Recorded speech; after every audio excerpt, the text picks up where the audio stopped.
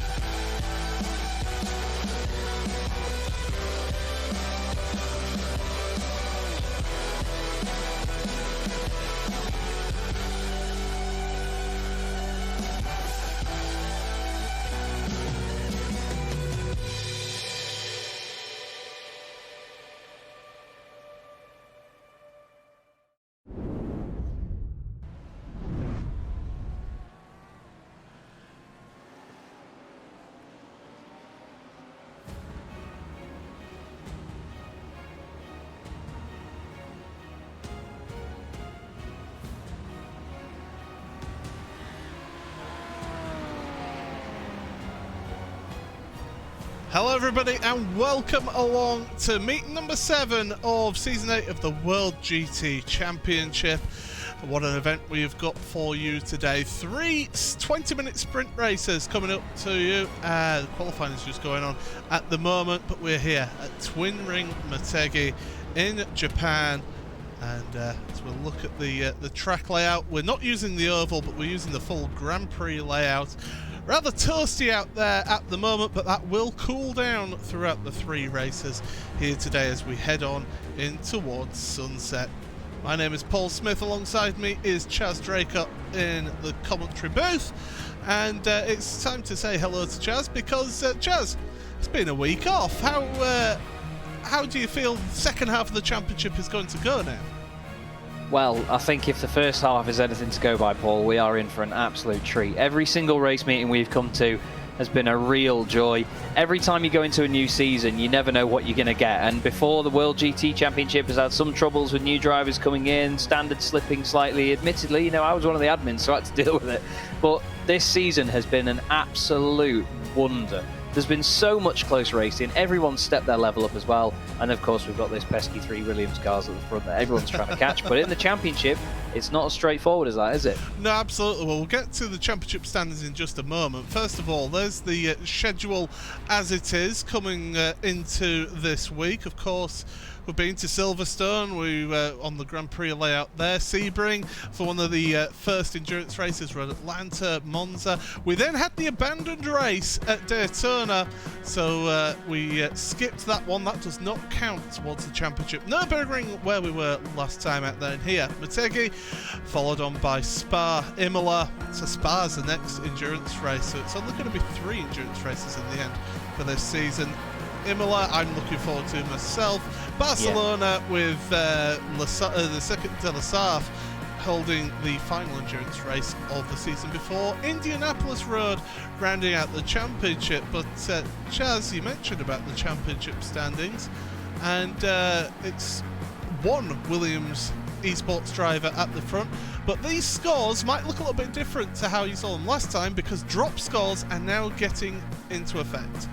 Yeah, that's it. It really shakes things up for these drivers. They've got a little bit more to think about now when it comes to that worst result. For anyone that doesn't know how drop scores work, basically your worst result of the season gets taken off your points. So even if you've had, say, 9 race wins and one of them you were second, that's second place. Even though you've scored a lot of points, that gets taken off your total. So as you can see, the gap between Moreno Sirica and Michael F. Doper is now a lot shorter.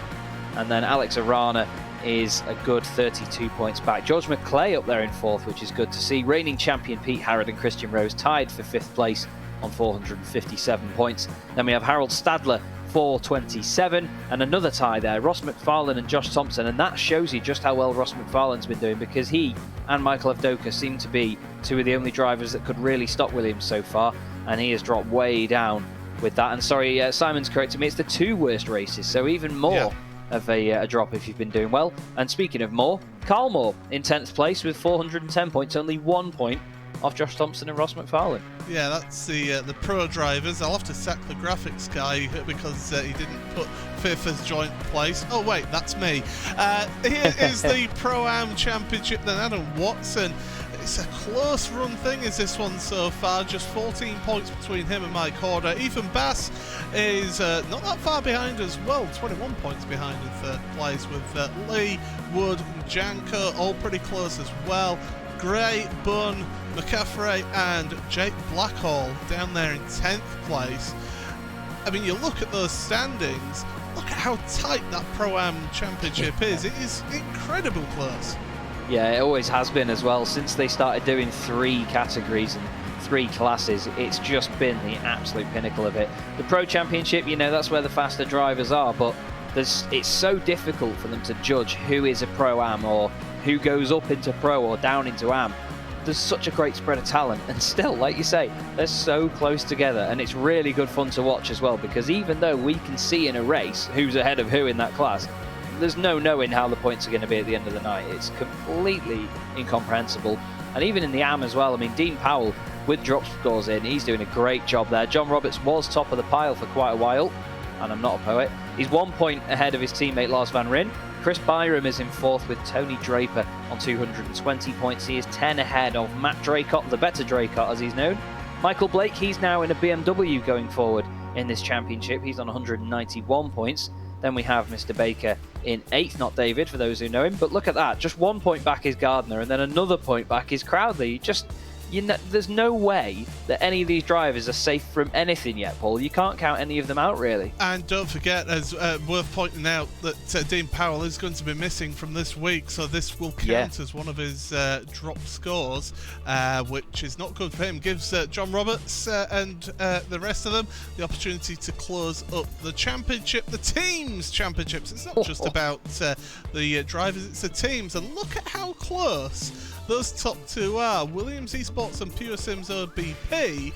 I mean, you can put a cigarette paper between them, they're that close. The TechSense and Renvale Fitstyle Motorsport teams as well, they're not too far off. They're kind of in the shout there.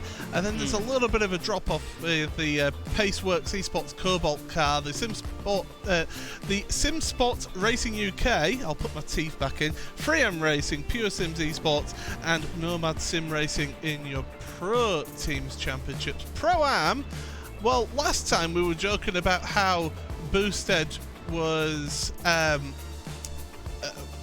team to be in, but after the last round, it was actually Team Mad who have really closed up that battle there.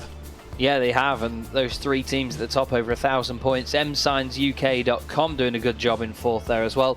And the other Paceworks Esports team, not the Cobalt team, they're in 5th with quite a bit of work to do, it seems. KRD Motorsport just behind, that's Knight Rider Designs Motorsport. And we'll touch on it in a moment in a little bit more detail, but the fact that there's been a bit of a shift around at some of the Pure Sims teams in this championship, so we'll go over that shortly.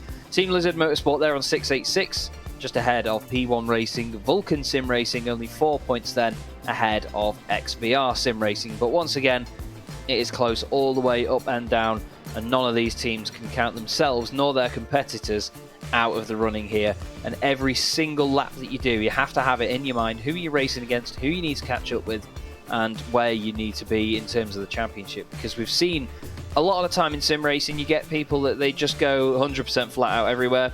You need sometimes a bit more of a controlled drive just to get the points week in, week out. And just think about the long game, that's all you need to do. Just make sure that you get those points each and every time. Nice background, by the way, Paul. I'm absolutely loving that, as I'm sure Simon has mentioned in the YouTube chat as well. Yeah, thank you to Cisco Scaramusa from iRacing for the background. But, well, you touched on it there. Let's talk about it. Midpoint of the season, it's been a week off, and there's been a bit of a reshuffle at Pure Sims. There's also drivers changing cars as well. I know Michael Blake for Team Mad has changed from the McLaren that he just could not drive at all to the BMW, so that's another BMW on the grid. You've also got Morgan Butler, hasn't he? He's changed car as well, but not just changed car, he's changed team as well. Yeah. Just talk about the Pure Sims shake-up there. Yeah, Morgan has been very proud of his new Audi. He's in the Audi R8 LMS, which I think is a brave choice, considering I drove it last season. It's a pig. Absolute pig. But he's in Sim Sports Racing USA this time around, so it's a nice white, black and orange machine. And Ross McFarlane, who was, I believe, one of the only drivers in Pure Sims Esports, he was meant to be teaming up with Ben Palmer and Nickel Foggy this season. Yeah. He's actually in a 3M Racing Mercedes now, and he sent me a picture of it in the week. It is a stunning looking car. We love that livery anyway. We know that it's a good looking car. It's a very striking livery. It looks so good on that angry Mercedes. So keep an eye out for Ross in the green, white and red machine near the front, because, I mean, we've seen it all season, haven't we, Paul? He's very, very quick. He is very quick, and, well, let's just have a look at said car as well, because there is qualifying going on at the moment.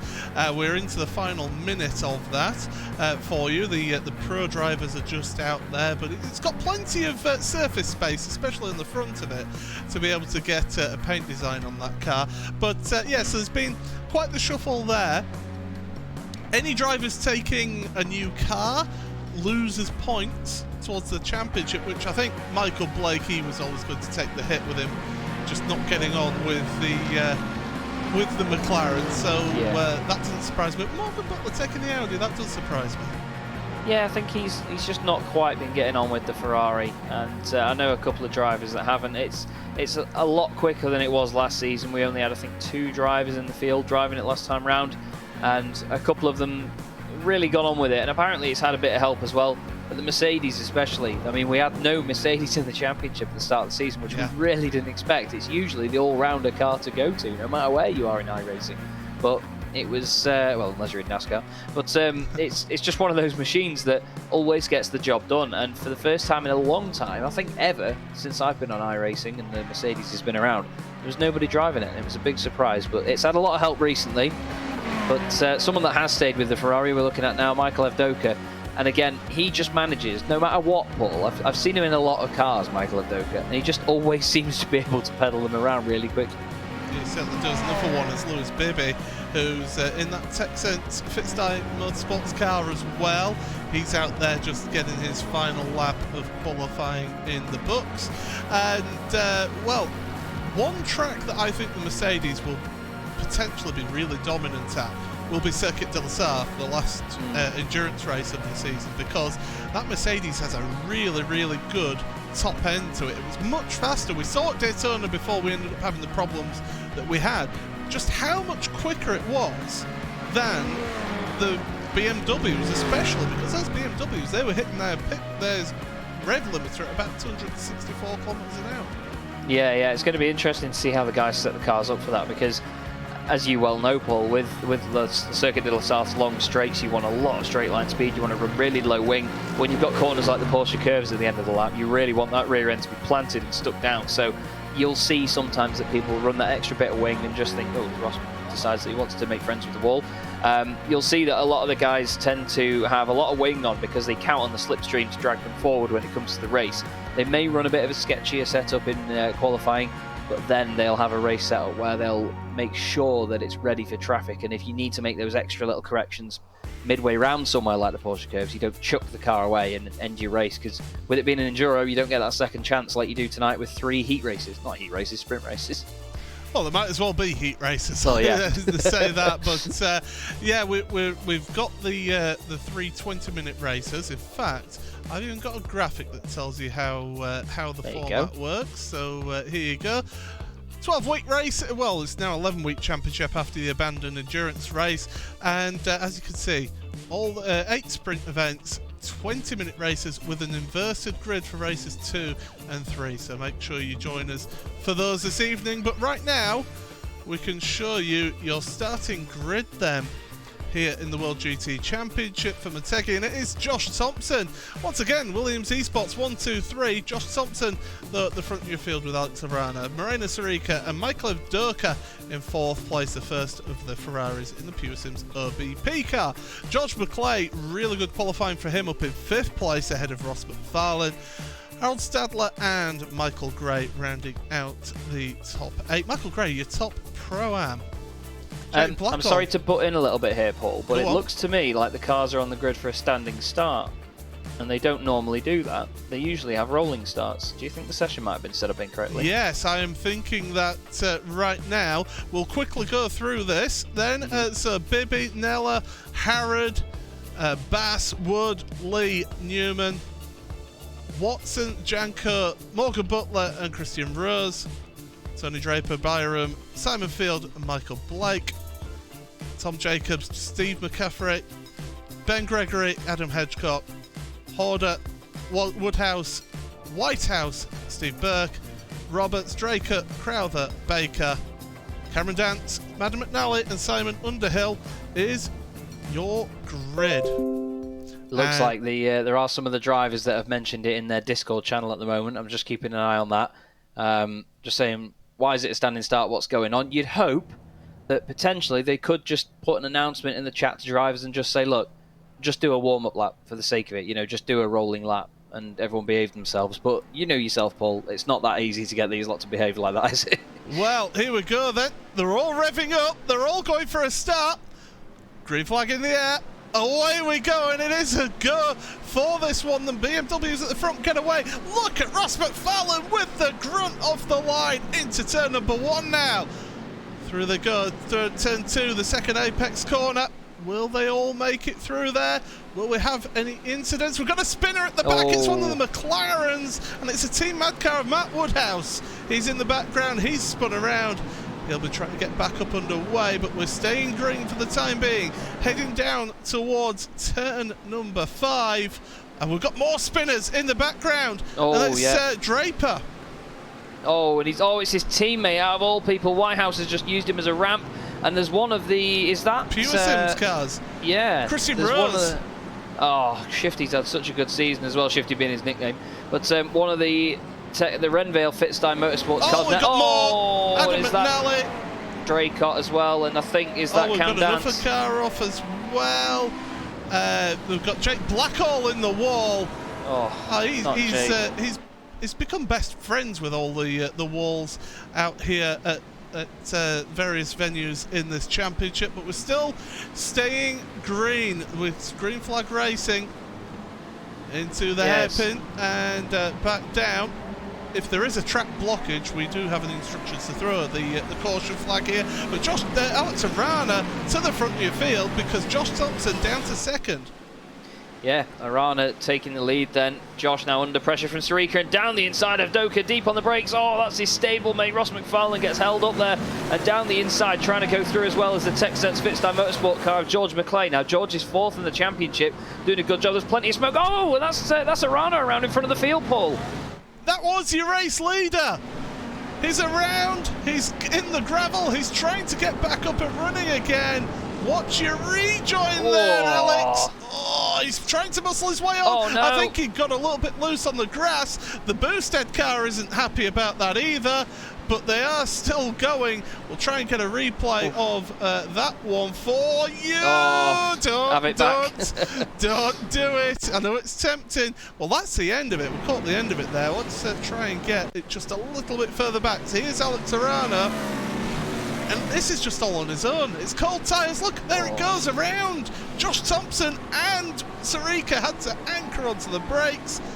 Everyone else, amazingly, got out the way. I don't know how, but that was great avoidance from them there. Real shame for Alex Arana.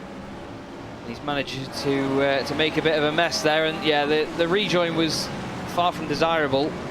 And it was Adam Hedgecock who he's fighting with now as well, that he was side by side with.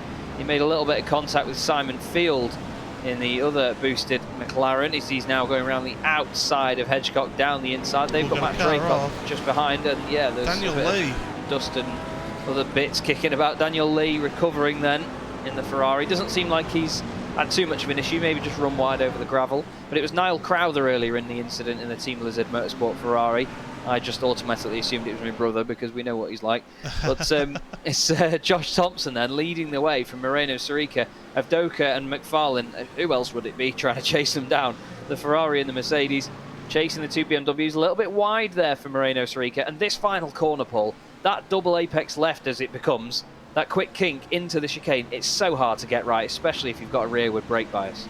Yeah, absolutely. So across the line once again, end of lap 2. Set the times down into turn 1, and Sorica, you can tell there's no team orders between the two Williams drivers because he's putting the pressure on Josh Thompson. So a good result for Josh last time out. Plenty of fighting going on down the field. Michael Gray is your top Pro-Am in 6th place, and he's keeping George McClay quite honest as well, actually. Doing a good job there in 6th. The next best is Alex Neller in the venerable Ford. Yes. Up in 8th place. Chris Wood, not that far behind them as well. So the top 3 Pro-Ams all in the top 10. Morgan Butler, you'll be happy to hear this, is in 15th place. He's had a fantastic getaway. Michael Blake, a whole new lease of life in that Team Mad BMW, up into 17th. So the amateurs mixing it as well. Alex Arana on his recovery drive, now behind Daniel Lee in 20th place. Yeah, Michael Blake and Morgan Butler leading the AM class, like you say, well, the other way around, obviously. But yeah, Morgan, I must express my gratitude. It was my birthday on Saturday, and he's delivered a humongous box of Lindt chocolate to me, or he sent it to me, so I'm very grateful, Morgan. It only helps the fan club. And down the inside, that is Michael Blake running wide in the BMW. New car for him, of course, this week. And that was the McLaren. Cam Dance has gone back to the pit lane. Look at this from Alex Arana, though. Right behind Daniel Lee, 2 by 2. Round the hairpin they go. And just in front of them, in the McLaren, just trying to see who that was. Mike Horder. It was Mike Horder. I could never remember his first name, and I didn't want to get it wrong for him, bless him. Reigning Pro-Am champion as well, so I should really know his name by now. Just behind this as well, by the way, you've got Chris Byram, who we saw some good performances from at the beginning of the season in the AM class. He's in there as well, ready to pounce just in case anything happens to his fellow AM drivers here, Paul. Yeah, absolutely, and taking a different line to the others in front of him. And the two Boosted cars behind, not too far behind them either. So battling in your mid-pack as well as at the front. So some great action here. Chris Wood pretty close to Alex Neller. Neller in the Ford. It's not the best around the corners, although it's doing a good job here, up in 8th place at the moment. I'll unmute my microphone, shall I?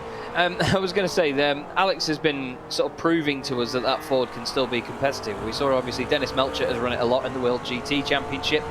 Dennis has actually quit from sim racing for a while due to his job in the army, so we wish Dennis the best. But Alex has sort of taken the reins with the Ford, and he's done a good job other than cutting across the field with a spin at Daytona, but that got thrown out, so we'll be happy about that. But look at this, the black Williams car against the white Williams car here at the front of the field.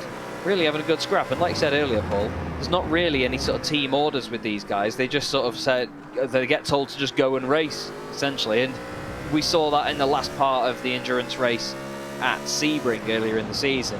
And some of the battling these guys have, I mean, we know the calibre of these two drivers. It's great. As side by side, that's the new Vulcan Sim Racing livery on Mohamed Janko's car. Gorgeous looking thing, but he is now in a bit of a fight there with... Is that Pete Newman?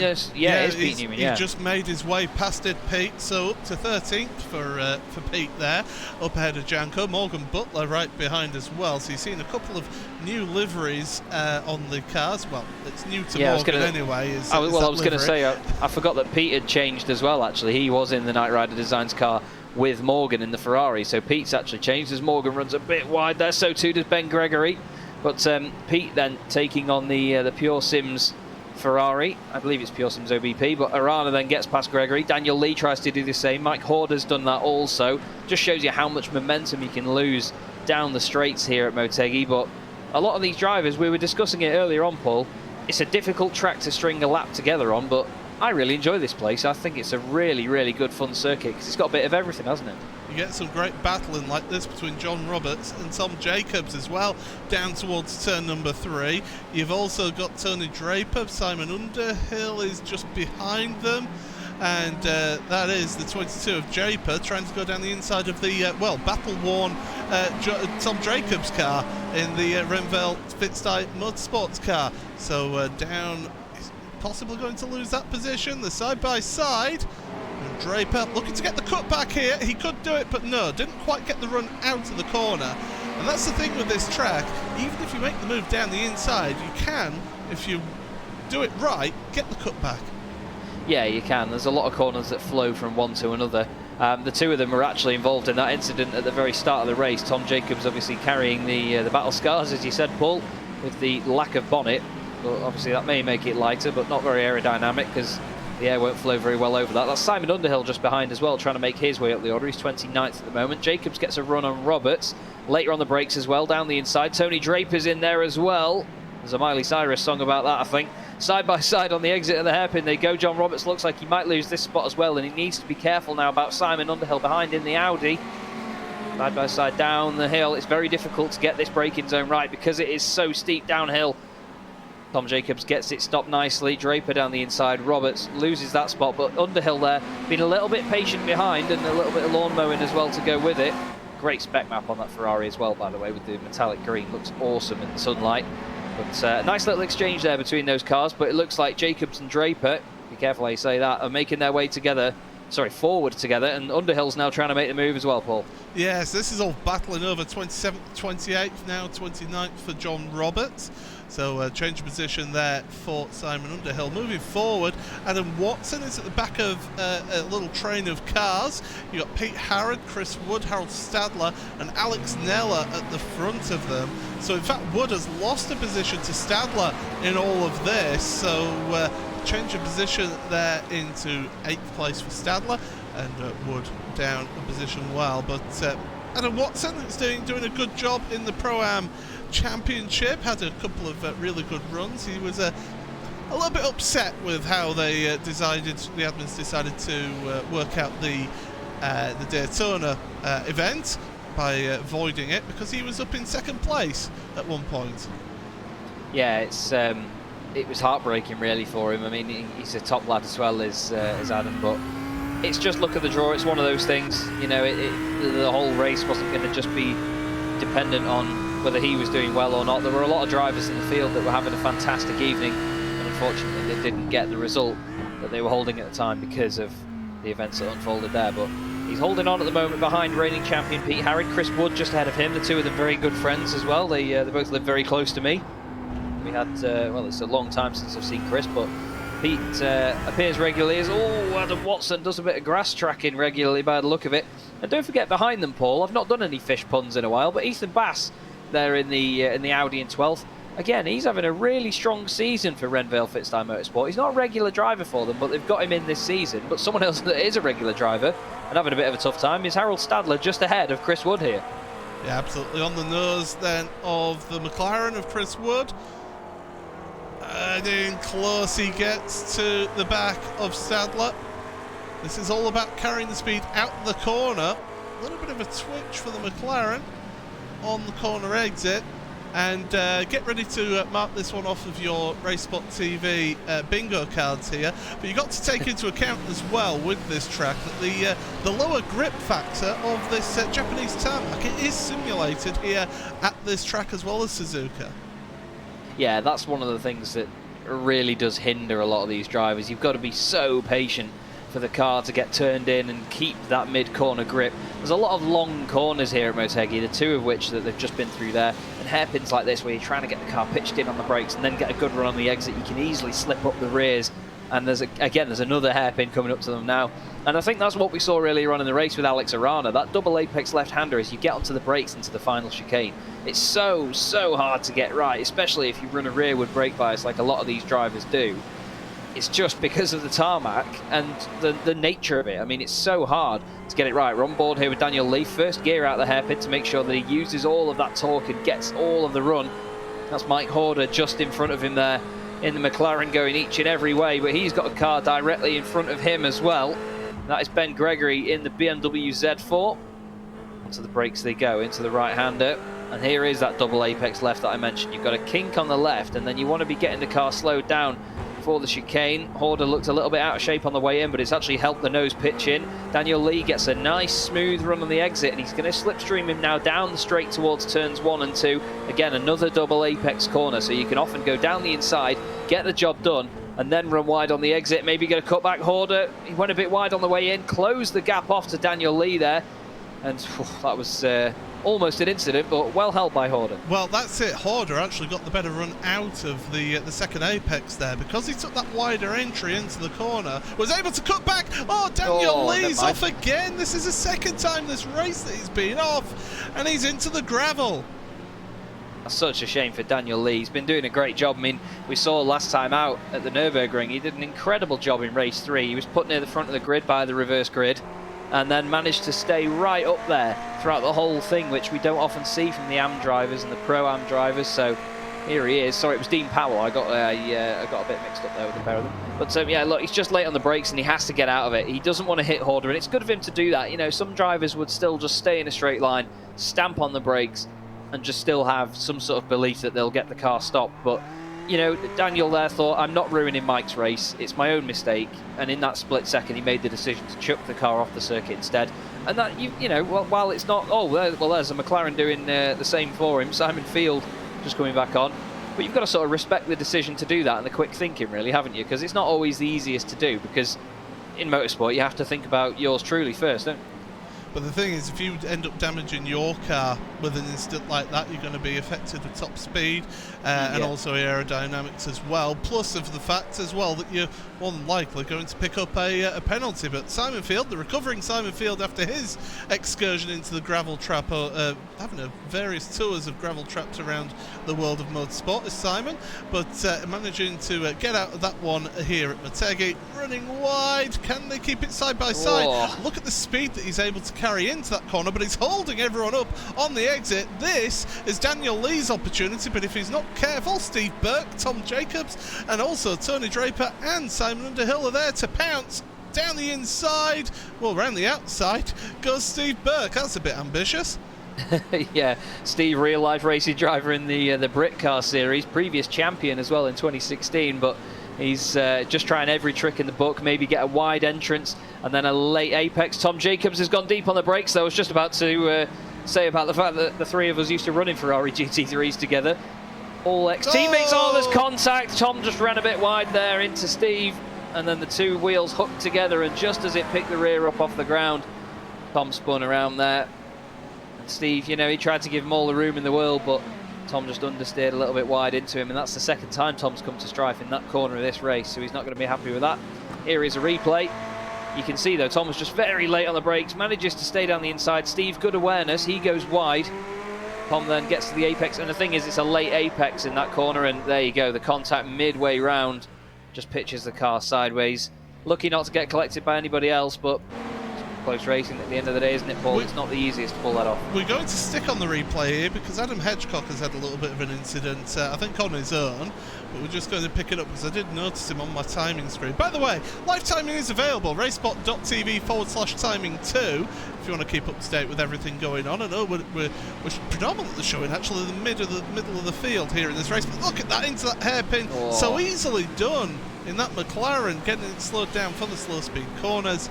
And around he goes. Ends up losing 2 places out of that, does Adam, but he's back up and running. No harm done. There's only 2 3/4 minutes left to go, Paul. These sprint races honestly do fly by, don't they, mate? It's unbelievable. But the 2 Williams cars, they're still leading the way. Very, very tiny differences between the pair of them in lap times. And look at George McClay in the background, just on the back of Ross McFarlane. And George McClay, and to be fair, Michael Gray as well, and Alex Nello, the Pro-Am drivers, they're all doing a stunning job so far. But George McClay, he's another one of these drivers that I always talk about, being right up there in the pack. It just scores points week in, week out. He's under the radar. He might not be the most exciting driver to watch, but he's very quick. Look at this from Sarika.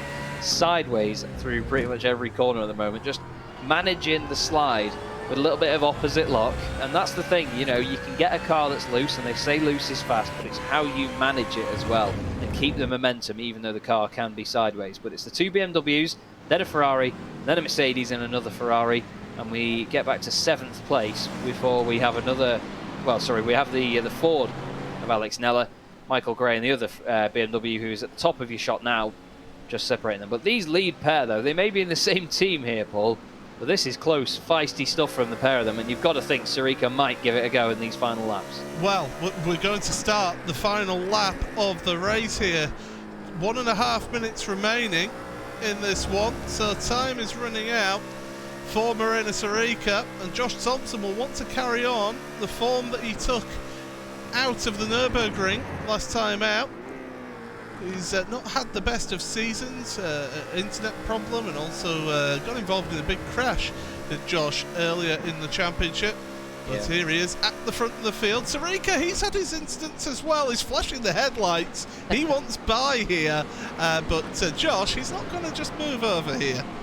No, definitely not. But, you know, Moreno Sarika knows that old trick. Flashing the lights gives you 15 horsepower more, as I always tell him. But he's doing a good job, though, of sticking with him. I mean, we know how good both of them are, but equally, it's easy to just fall away a little bit and make little mistakes when you're just trying to push that extra bit hard to catch the car in front. YBK Zach in the chat says, I've never heard of this track. Oh, mate, it's absolutely legendary circuit. It's wonderful. Twin Ring Motegi. Do look it up and try and watch some motorsport, after their broadcast, of course. But have a look at some motorsport that's gone on there. Sarika, you can see the car lively with the rear end. It pitches in a little bit too much for him there and manages to lose a bit of time, but gains it on the brakes. Then Josh gets a good exit. It's looking like Josh is very much in control here, Paul, and it's a shame about what happened to Arana, but Josh will not be worried about taking the win from him. He'll be very pleased with this because, like you say, he's had a difficult season up to now, hasn't he? Alex Arana, by the way, for those of you wants to keep up to date, up to 13th in his recovery drive. He ended up down in about 27th place, I think it was, when he had his spin, but he's back up to 13th here, so a good recovery drive from Alex, and it puts him in a prime position for the reverse grid draw, which will be coming up after this event. But just 2 more corners to go for Josh Thompson, and it's going to be across the line for victory for the Williams Esports driver. Comes across the timing line, takes victory here in the first race of the evening. Josh Thompson ahead of his teammate Marina Sarika. Michael Evdoka, good result for him, up in 3rd place of this race. Your top Pro-Am is Michael Gray. There he is on screen. He comes home in 6th place ahead of Alex Nella and Chris Wood in 9th place. Your top amateur driver, Morgan Butler, has just come across the line now. 16th for him, ahead of Michael Blake, who was in 19th. And Matt Draycott getting a top 20 result, so he'll be pleased with that. Rest of your field is coming across the line, and there's been some close battles all the way down through the field, but these drivers, they've put on a good show. We had a couple of incidents on the first lap there. We're just waiting for a couple more drivers to come across the line before we can give you the results. But Chaz, really good result for Josh Thompson and the Williams Esports team again. But some good action in that mid-pack that we saw. Yeah, definitely, and overall standards were very clean once again. We saw a little bit of contact here and there, but you're never going to be completely rid of it. But yeah, that was a very, very good race to watch. I feel for Alex Arana there because he was in a great position to get a lot more points in the championship, but still, he'll be happy to have at least recovered to 13th, and we'll see where he ends up on the reverse grid. Morgan Butler, great first outing for him in the Audi after that change midweek. To make that jump over to a different car is never easy, but car 16, P16 overall takes the class win, and Matt Draycott with a podium in the AM class, and I was helping him reset up his load cell pedals earlier, so I'm going to completely take credit for that one. Sorry, Matt. But yeah, another great race under our belts in the World GT Championship, Paul. Yeah, absolutely. Here's your results then. And it is Josh Thompson 1st place ahead of his teammate Marina Sarika 2nd. Michael Evdoka, the first of the Ferraris and the Pure Sims OBP cars. Not that far behind, just under 2 seconds in 3rd place ahead of Ross McFarlane. George McClay, fantastic job from him in the TechSense FitStyle Motorsport car in 5th place. Michael Gray, as we mentioned, top Pro-Am for this race in 6th place, with Alex Nella, the only Ford in the field today, in 7th, another Pro-Am driver. Harold Stadler, good result for the Renville Fitstyle Motorsports car in 8th. Pete Harrod 9th, your reigning champion, with Chris Wood the 10th place and rounding off the podium for your Pro-Ams. Adam Watson, Ethan Bass, Alex Arana with the recovery drive after leading on the first lap, down to 13th in the end for him. Pete Newman in 14th ahead of Mohamed Janko with Morgan Butler, your top amateur. Ben Gregory, Mike Horder, Michael Blake, the second place down with Matt Draycott. That top 20 result is third place in your amateurs. Rest of your field still coming along. Chris Byram, 21st ahead of Adam Hedgecock. Daniel Lee, so a couple of issues for him in 23rd. 24th for Simon Field. Tony Draper and Steve Burke with Simon Underhill. He was always involved in a battle with Simon in that race, and with Christian Rose recovering after his incident early at the start of this race at exit turn number 4. John Roberts, Steve McCaffrey, Matt Woodhouse, who we saw in the background having a spin on his own. Tom Jacobs with damage from that opening lap incident, along with Adam McNally, Gavin Baker, ahead of Niall Crowther. And then drivers who did not finish: Cameron Dance, Jake Blackall, Lewis Bibby and James Whitehouse all did not see the checkered flag. That is the end of the first race of the evening here, but we'll get straight into it, Chaz, because we have got the reverse grid draw. So we'll let you take it away. Well then, we've got the results and the first race out of the way, then we'll see what they get here. As you can see, as they flick by, they're all basically remainders of 2, if that's the right word for it. And Alex Arana is going to be looking for a good one here. If this lands on 12 though, he's going to miss out by 1 place, and I think that's going to be the case here. That is going to be absolutely gutting for him. It is going to land on 12. Alex Arana finished 13th in that race and misses out by 1 place, so he will start 13th. But I did big this driver up earlier on. Ethan Bass will start on pole position with Adam Watson alongside him. So that's 2 Audis, 2 very quick drivers there on the front row. Then you've got Chris Wood and reigning champion Pete Harrod, 2 very good friends as well. Different teams, of course, but very good friends working together, I'm sure, from the second row of the grid. But that means as well, though, Paul, that it'll be Sarika in 11th, Thompson 12th, and Arana 13th. So the trio Williams cars will be coming through the field together. That is going to be absolutely thrilling, I'm sure. Yeah, trifecta of Williams eSports cars. I'm sure there's a better descriptive than that, but a herd of a gaggle. That's what we'll say. A gaggle of Williams eSports cars will be coming through the field. It is the lowest number though for the reverse grid, so those that finished near the front of the field in that first race will be feeling very happy about that. Oh yeah, for sure. You know, if they want to get another good result and get a bit further up the order into the second race, they've not got as many places to gain. Obviously, it does mean that the quality of the drivers a bit higher up is also just as quick as them. But, you know, there's drivers further down. I mean, we saw Matt Draycott get 20th. I mean, Michael Blake, he'll be happy as well to have been in the top 20 after changing to the BMW for the first time this season. Adam Hedgecock, 22nd. He would have been absolutely begging for that to get him on pole. It's just luck of the draw, as you've seen. But I'm sure that if some of those drivers have a good race too and still stay within that top sort of, well, it's within the top sort of 24, isn't it? 24, 26. Yeah. So if they're in there, you know, you've got to be in it to win it. And I keep saying this week in, week out. But yeah, to get a small reverse grid, I think it's going to make this second race a little bit more feisty, because knowing there's less drivers to get past, they'll try and get it done a bit quicker, I think. Absolutely. For those of you who've never seen the World GT Championship before, stick around, because we've got 2 more races coming up this evening. All 20-minute sprint races with inverted grids from the spinny wheel. So make sure you join us after the break for more action coming to you from Twin Ring Motegi. This is the World GT Championship Season 8, Meeting 7. We'll be right back after this.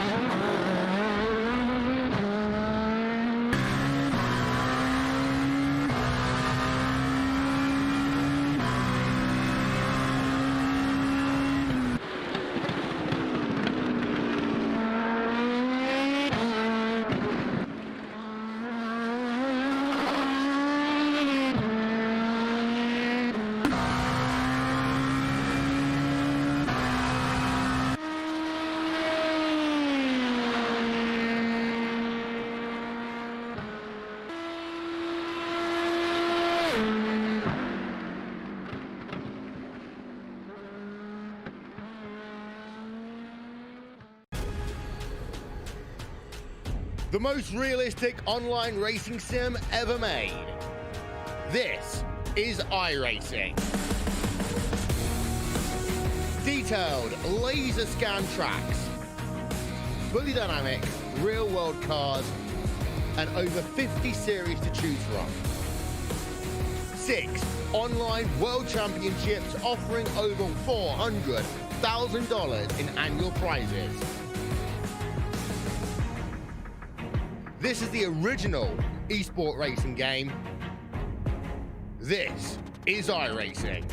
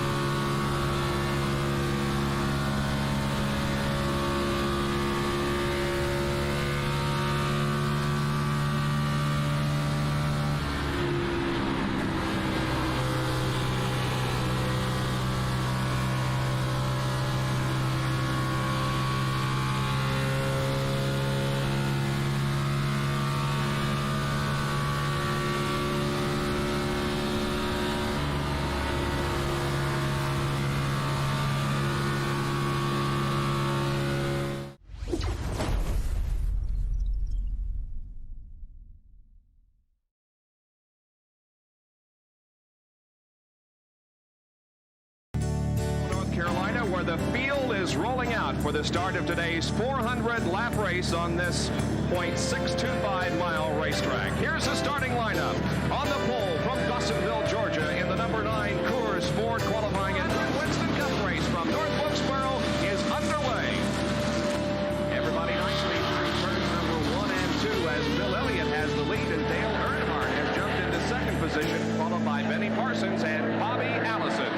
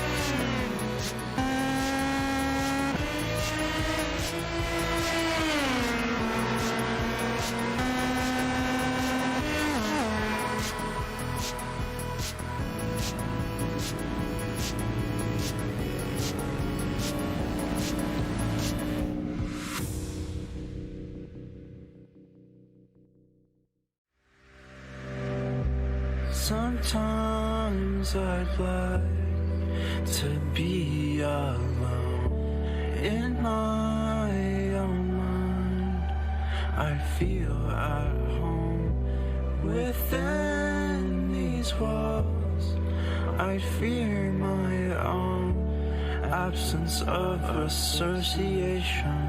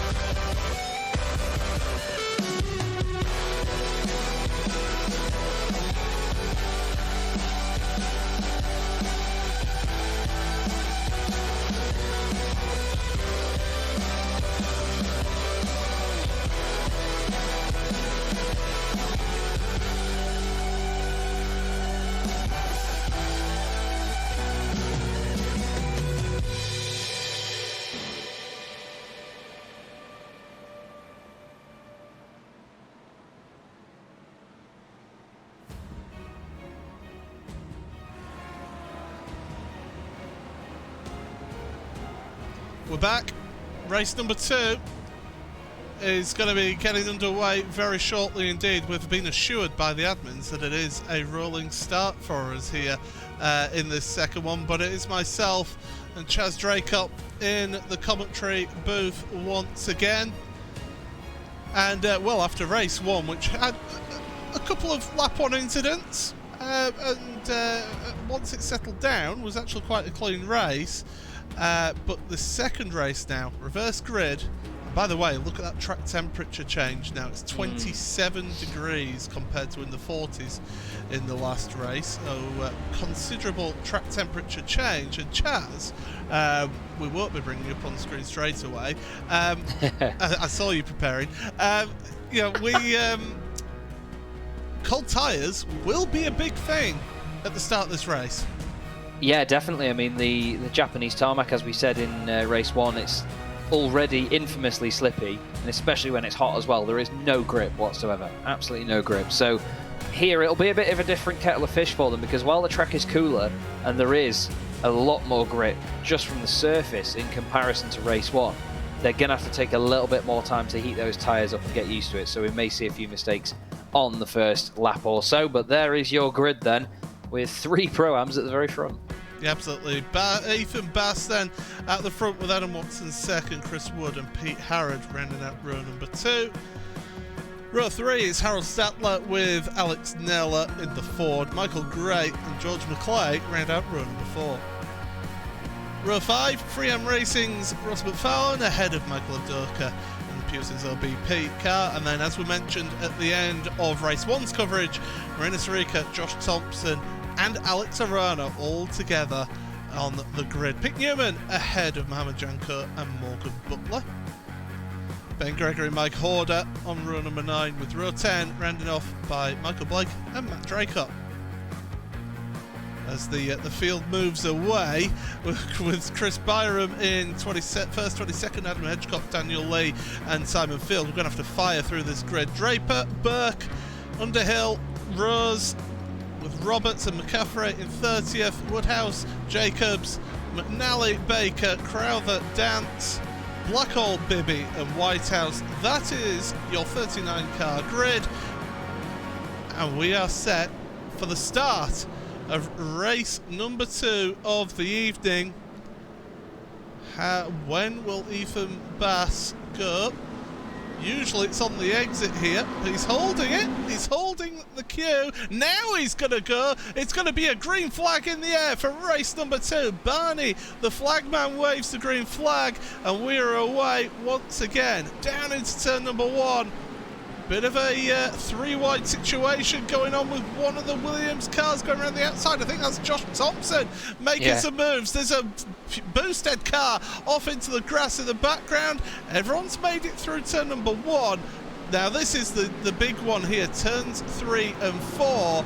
Because we saw some big incidents happen around here and at the turn number 5 corner. Everybody else working its way through. Good start from everybody so far. We've got some moves further forward in your field. Oh, look at that lot. Yeah, 2 by 2. It's absolutely crazy. Fantastic to see. And everyone is behaving themselves on this opening lap. That's good to see. Yeah, it was Josh Thompson round turns 1 and 2 was round the outside of Michael Evdoka. You've got reigning champion Pete Harrod here just trying to chase down Adam Watson. Oh, Ross is off in the 3M car. That's such a shame. He was side by side with, I think it was Michael Gray, going up into there. And I was going to say at the start, Paul, I know you're a big fan of red versus blue, as we had in the form of Ethan Bass and Adam Watson. We've got Chris Ward. Great. Oh, and then into him goes Ben Gregory, and then there's more cars. Simon Field in there. So too, I think, was that Pete Newman getting involved. We've got a BMW around. That's Adam McNally, and is that Tom Jacobs at the back as well? It is. In the Ferrari, Tom cannot catch a break with these first lap incidents. Let's have a look back at what happened then. So this is Chris Wood. You can see Ross go off in the background. That is, I think, Harold Stadler going in there down the inside. Chris just, tiny bit of contact, turns him around, and then Michael Gray goes wide then. There is Ben Gregory. And then who is that? So Field hits Hedgecock, and then, it's Christian Rose again. Tom Jacobs goes into the back of the car in front. Well, it was just a big concertina effect, Paul, and we're going to stay on replay.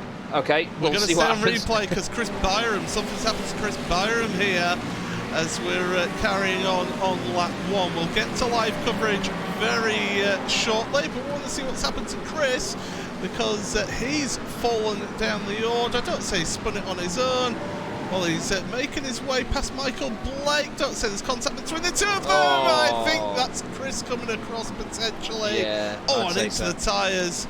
He's going to get it going again, but that is what happened to Chris Byram. But at the front, Ethan Bass, 2.5 second lead over Adam Watson with Pete Harrod all over the back of him. These two fighting as much as they have been means that they're actually slowing each other down as Josh Thompson, Marina Sarica and Alex Arana are all squabbling away.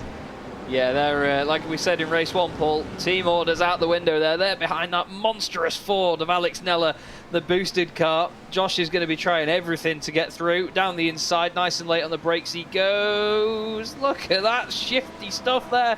Oh, a bit of a wobble on the exit. Josh gets out of the way. Now Sarica thinks, go on, Josh, get out of the way. I want to go at this. Let's see what I can do. Josh says, not on your life. Watch this. Round the outside he goes on Alex Neller, side by side. Manages to keep an overlap mid-corner, but it goes away on the exit. Now Arana's trying to get past Sarica behind him. The slipstreaming begins, and just behind them as well, Michael Evdoka, then Pete Newman and Morgan Butler, who once again is leading the AM class, all queuing up just to see what happens. Neller's on the inside defending, Thompson round the outside. Now he's going to be on the inside for the left-hander. Double apex left here into the chicane. Let's see what he can do here through the kink on the brakes. Nicely done, and Sarica's close to the back of that Ford. It's a good thing it's not a McLaren, otherwise that BMW would become a barbecue at the front. But wow, very close stuff in the mid-pack once again, Paul, but this is what we love about Motegi. Watson holding up these guys in front, though. This is fantastic racing once again. I think Josh Thompson was happy to get Alex Neller between him and his teammates just to give himself a little bit of breathing space, but now Sarica has got past. He's now got Alex Arana trying to make his way past Alex Neller. Neller, a little bit of the cork in the bottle, perhaps. And Arana just can't quite get it done. Corner exit is important, but Michael Evdoka is hanging around here as well. He wants to make some moves, but down into turn number 5, and these drivers all duking it out. We've got Close battling further back as well. We've got side-by-side action. That's Adam Hedgecock and Simon Underhill battling. Underhill losing a couple of positions in all of this, and down he goes, down into 23rd now. Yeah, Simon's had so much bad luck this season, and he's put so much effort in driving that Audi. You know, every time I've seen him on iRacing, I think in a league, when it's been GT3, it's been the Audi anyway. He's certainly a bit of a veteran with that car in Nomad Sim Racing. Certainly looks good as well, but he's having a tough time with it. And right behind him was Cam Dance. Here's Cam Dance's teammate George McClay trying to get past Pete Harrod. Can't quite get the better of Adam Watson here at the moment, so looks like Pete is falling back into the clutches of the Ferrari here. We've got two Audis leading the way, then a McLaren, then a Ferrari, then we've got Stadler in the other one. Look at McClay down the inside on the brakes.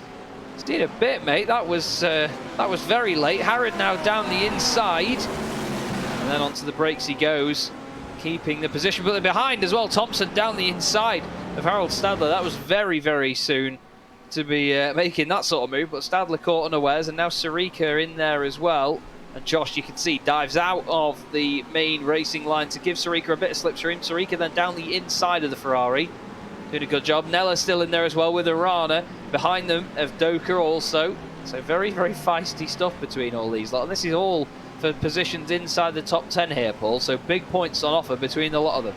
Yeah, this is where the excitement is at the moment. Still side by side, Nella and Evdoka. As ahead of them, Arana battling with Harold Stadler.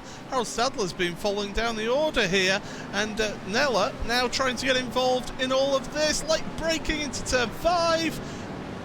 Does he get on the power nice and early? He's going to try and carry it around the outside here. That's not always the best way through this right-hander, but it can give you the inside. But no, has to slot in behind for the time being, and he's still in place. But moving forward as well, because now McClay is all over the back of Pete Harrod. Looks to the inside to the hairpin. Harrod, he can get the run. He's got the inside for the next corner. If I'm Josh Thompson, I want to go into that gap now that George McClay has made. Like that? Yes. There you go. He even signed the track and trace on the way in there, did Josh Thompson. That was a right good send, but George McClay carries the pace around the outside. And now Sarika's going to be thinking, oh, Josh, you're good at opening these doors, mate, but close them behind you. Because George, well, don't in this case. McClay to the inside, Josh to the inside of him. They're three wide into the right-hander. He's late in. Oh, it's such a shame. There's contact with Harrod. It was maybe a little bit exuberant from Josh Thompson, as we always know that Josh likes to be flamboyant, but that was overstepping the mark slightly there, I'm afraid. He's then got one of the what used to be the H2M cars going around in the M Science UK machine. Let's have another look at it here. So you can see McClay goes out to the right. Josh goes even further out to the right. He's late on the brakes. Harrod still turns in, but Josh would have come out of nowhere. Harrod, I don't think you would have seen him there, Paul, because it was such a wide view, wasn't it? And especially with McClay in there as well. Josh will be kicking himself for that, and I know he'll be apologising for it, but I think it was just a bit over-ambitious there. We'll have a look from the back of Pete Harrod's car. So look, he can only really see the Fitstyle car, and then around he goes. Such a shame, like I said, but reigning champion Pete Harrod, not having the easiest of times this season. He was very happy with Monza because he didn't do any practice before turning up. His practice was literally qualifying, and I think he was tied for the highest point scoring driver on the night, but he's now down in 15th place. Behind him, Cam Dance and Mike Horder having a battle. Matt Draycott still holding on to 19th place now, as Lewis Bibby has dropped behind him for some reason. I think Lewis might have had an issue in the first race, but look at this, Horder all over the back of Cam Dance now. A pair of them certainly going to dance if this carries on. But yeah, good strong performance so far. Steve Burke just ahead of them in the Team Lizard Motorsport Ferrari. Steve has gained a lot of places in this race too, as Bibby goes past Drake up there just in the back of his shot. He has now got the BMW of Jake Blackhall right behind him. We saw off in race 1, so some good recoveries so far in this race. But yeah, like I said though, Steve Burke, we saw he had the incident with Tom Jacobs in the first race, and he's now recovering. But here's Alex Arana again now, Paul, chasing down Sarika for another podium spot, while the two Audis have opened up a real gap in front at the halfway point. Well, Adam Watson is slowly catching up to your race leader though.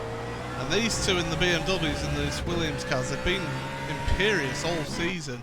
of these two. They're going to be starting charging down on your two leaders as well, so that could all come to a head towards the end of the race. Tony Draper, worth pointing out, he's battling away. There's battling behind Daniel Lee and Josh Thompson. The recovering Josh Thompson makes his way past Daniel into the inside and makes another place, so Daniel Lee down to 14th in all of this, and Tony Draper is the next target for Josh Thompson. But Draper, he's thinking of that place in front of him as well, because Ben Gregory has got damage to the front of his car and he might be a bit wounded duck. Yeah, indeed. I think that, to be honest, Ben Gregory is going to be watching his mirrors a bit here, because he's got a good mixture of cars behind him. This is now Draper with Josh Thompson looking down the inside, or opening the door down the inside. Side by side they go, up to the left then the right. Josh is going to try and hang it round the outside of the 22 Ferrari. Now that becomes the inside, but once again it's going to become the outside for the hairpin. It depends on what sort of run Josh can get on the exit here in that Williams BMW.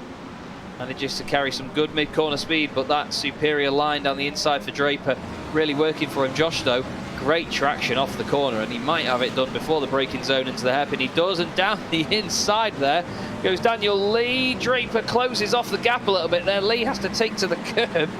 That was very, very feisty stuff there, but managing to just hold on. Yeah, and Adam Hedgecock battling away with Simon Underhill. He's got Michael Gray with him as well. Underhill just a little bit of a connection problem there, but he's carrying on. And they're going to go 3 wide down into this corner. Well, we saw what happened the last time we saw cars go 3 wide into this corner here.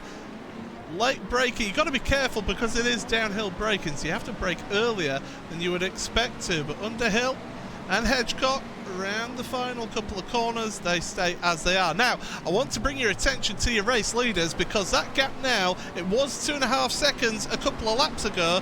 That has been closing rather rapidly, I think. Oh, racers will say that Ethan Bass, around he goes. He just clips the grass. Don't rejoin in the middle of the corner. Well done, Ethan. Finding reverse, trying to spin it round on the grass. Oh, that's absolute heartbreak that he was in the lead. Whoa. Careful now, Ethan. What happened there? That was odd, wasn't it? It suddenly started turning right. Has he had some sort of issue with his wheel? He can't seem to get it to turn left for some reason. That was really odd then, because the car suddenly started turning right. I think he was giving it too much power. I think he was giving too much power, and he's fallen from first all the way down to 29th with that one incident. And I'm sorry, Ethan, but you were the leader. As I haven't quite gone back far enough, it appears. So here we are then. So that tells you how much time he's lost there in that one incident, just with making that mistake then. It's such a shame for Ethan. I mean, I was saying earlier, wasn't I, that he was going to do a good job of this race. He's been fantastic this season. But it's these double apex corners, you know, as soon as you get on the power, you'll just see, oh, it's the grass on the right-hand side, just dips a wheel on there. It's easy to do. And Motegi, you know, it's not a circuit with a lot of runoff. That's very close to going back over the apex, so fair play to him. You can see he gets it in gear, gets it going, a bit of corrective oversteer, and then suddenly the car just... yeah, look, the steering lock stays right. Yeah. That's really weird, because he was trying to correct it, and look, it's staying right again. Yeah. Something definitely went wrong there, for sure. Well, that was he's very back odd. running up and running now. Simon Field and Christian Rose behind are battling away in battered cars. Oh, they were. Oh dear, well there's Simon taking a trip off, and well, he's carrying on, but that car's not in one piece really there. Marina Sarica now, your race leader in all of that. He's made the move past Adam Watson, so he's now to the front of your field. So that's what, from 11th place on the grid, isn't it, for him, up into the lead. And Watson getting a bit squirrely with Alex Arana behind in third place, should I say. Yeah, Watson's going to be watching his mirrors here, because he knows how quick these Williams cars are. We all do. But Adam will have a real sort of quiet confidence inside him here because of how well he did at Daytona against the likes of Thompson and his teammates. You know, he was running second overall, despite the fact he's a Pro-Am driver. really impressed me this season in that Audi. But to be honest, the entire Paceworks Esports Cobalt team has as well. I mean, even just the Paceworks Esports cars further down, they've been great to watch. And look at the run that Adam manages to get out of there. Arana sticking with him, of course. He's got the slipstream now in the BMW. You've got to think this is going to be a done deal once he gets down the inside. Does it nice and calmly. Leaves Adam a bit of room on the outside, but Adam doesn't fight it too hard because he knows at this point he's going to get good championship points. Don't forget that you get points for overall position here, not your position in class. So he will have lost some in comparison to what he would have got for second place, but in the Pro-Am standings, he's 2 places ahead of Alex Neller, who you can just see in the background there in the Ford. So he's not got too much to worry about. I've just heard a big bit of contact coming from my sim. Yeah, Mike Horder's just had an issue. And Cam Dance, I think, is the other one. I think Cam's going to try. Oh, careful with that one there, Mike. I think Cam Dance, to be fair to him, had been the cause of the issues there for Mike. As 3 wide, it's getting a bit tight in this. You got more track to go at, fellas. Well, there you go. They finally made that one count. But yeah. That one, we'll have a look back at that on replays. Underhill just closed the gap off. Underhill just closed it off. He's actually managed to carry on going this Horder. There was a tiny bit of contact, though. Yeah, so this is what happened then. Cam Dance, Mike Horder. And is it going to be Cam Dance from an absolute mile away? Oh, I think he's missed his braking there slightly. There's the contact. Yeah. He gets a little bit of side contact, and then he's waited. So to be fair to Cam, he has waited for Mike to get back past him. And then it got spicy again because Michael Gray suddenly gave it the 50 Shades down the straight there as he thought, right, stuff it, keyhole through the middle, let's have a go at this. Let's see how big this gap is. Is it big enough to fit the Z4 down the middle? As the 3 cars right together. That was very opportunistic stuff from Mike Gray, so nicely played. Just behind them as well, Steve Burke still recovering from a poor race 1, but he's up into 15th place overall now as the Team Lizard Motorsport driver and owner. So doing a good job. He'll be happy with Matt Draycott's first result. He's now got Tom Jacobs behind him, very good friends as well. But this is the battle between Steve Burke and Lewis Bibby in the TechSense Fitsai Motorsport car. We're looking back as well at Jake Blackhall. Now we're looking forward at Lewis Bibby, right on the back of the Ferrari. Steve breaks a bit early and just says, "No, after you, mate. I'm not going to try and force an issue down into there." We've seen how that can turn out. Ahead of them as well, Daniel Lee's on the back of Tony Draper and Ben Gregory, with Pete Harrod in there as well. So once again, Paul, I mean, we always say it, but we always get it. You know, these battle packs that just develop, these groups, these trios. I mean, look at them weaving down the straight there. It's like some sort of GT3 centipede as Draper goes a little bit hot on the brakes into turn 1. Manages to get the car pitched in. That was some superior braking there, but he gets a poor run off the exit, though, and that's the danger of the double apex corners here at Motegi, isn't it? Well, look at that. Lee now looking to the outside. Draper decides to go a little bit defensive here. This is a really good position for Tony in 12th place for the amateur. He is the best placed amateur. The next placed amateur is Gavin Baker? Down in 26th. Yeah. The 2 of them. All sorts out of shape there was Pete Harrod. How he kept that on the tarmac, I do not know, but he got it stopped and got it turned in there. That was his experience in drifting there, coming into pure practice for Pete Harrod. But I'm sure he's used to the car being out of shape on the throttle, not on the brakes. That was scary stuff, and I mean, we know the McLaren is a scary car to drive when it wants to try and have you off. But Daniel Lee, he's been great this race meeting so far. I know he made some mistakes in the other race, but pace-wise, he's been brilliant. So he's holding on to 13th place very well. But it's not even a podium in Pro-Am at the moment. That's Adam Watson in 3rd place, Alex Nellis 2nd in Pro-Am, 6th overall. Pete Newman up to 7th place, by the way, in that Ferrari. He's having a fantastic drive so far. Usually Pete has had a lot of bad luck. He's been involved in a lot of incidents this season, but he's having a great drive. There he is in the Pure Sims Esports Ferrari. Just lost a place to Josh Thompson, the recovering Josh Thompson. So down to 8th place for Pete. But that'll get it all sorted out. Tony Draper still cannot get past Ben Gregory, and credit where credit's due, Ben Gregory is making that the widest BMW in the entirety of iRacing. You'd think it was an M8 GTE, wouldn't you, rather than a Z4 GT3? As Draper looks to the inside, Gregory says, "No, please no. Please no, Tony. Please no, Tony." That's very close for comfort there around the double apex right. Just behind as well, Pete Harrod has got the better of the TechSense Fitstyle Motorsport car, but he's still got Daniel Lee right in front of him. That's Lewis Bibby in there as well, the 313 car. But this is now becoming a group of 5. It's sort of staying welded together by Daniel Lee, who's in the middle. Just behind them, Jake Blackhall watching from a distance, and Steve Burke, although I think actually it may have been Steve and Lewis that were battling, and Steve's the one that's dropped out. Oh, Lewis, mid-corner speed. Doesn't account for Pete going a little bit slower. Pete lights it up, gets it back on its way. It's like an F15 taking off with the amount of afterburner. But that was such a shame. Again, Pete getting caught out by people late on the brakes with this contact here, Paul. That's a real shame. And well, as you've just picked up on this, I'm sure this is going to be the final lap. Yeah, it is. And your race leaders are Sarika and Arana coming around now. Adam Watson is under serious pressure from George McClay. Adam would love to get himself a podium. Tom Jacobs has had an issue here on the final lap. We'll have to try and pick that up afterwards, because we are heading to the final few corners, because it is this man, Moreno Sarika, comes through the final couple of corners, sees the checkered flag, and it's going to be a race win here in race 2 for Moreno Sarika. Williams Esports, his teammate Alex Arana right behind him in second place, and Adam Watson does end up getting that third place. Now, don't you forget about Daniel Lee. He's there in 13th, still on the back of them, and Gregory, if I could take my hat off, I would, because that is a great defensive drive from Ben Gregory. Across the line, it's Lewis Bibby, Cameron Dance involved in there, Simon Underhill across the line. I think it was Underhill who just managed to stay ahead out of all of that. Yeah, 55 thousandths of a second between those two. Still close action all the way through your field as well.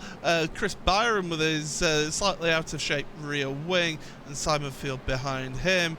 The rest of the field coming through, and James Whitehouse will be your final driver across the line here. But what a drive once again for Williams Esports. They are absolutely dominant in terms of pace, and Moreno Sarika is your race winner here in race number 2 of the evening here. Let's bring your results up on screen, and just confirmation then, it is Moreno Sarika ahead of Alex Arana by 1.4 seconds. They pulled away an absolute chasm of a gap between them and Adam Watson, your best placed Pro-Am driver, who finished 3rd place overall. George McClay 4th ahead of Michael Evdoka. Alex Neller 2nd place in Pro-Am, he's finished 6th overall ahead of the recovering Josh Thompson, who'll be absolutely kicking himself over that incident involving him and Pete Harrod. Pete Newman 3rd place in Pro-Am, really good results for the Pure Sims Esports driver, in 8th place ahead of Morgan Butler, your top Am driver, ahead of Michael Blake, so 2 Ams in your top 10. Ben Gregory 11th ahead of your 3rd place Am of Tony Draper in 12th.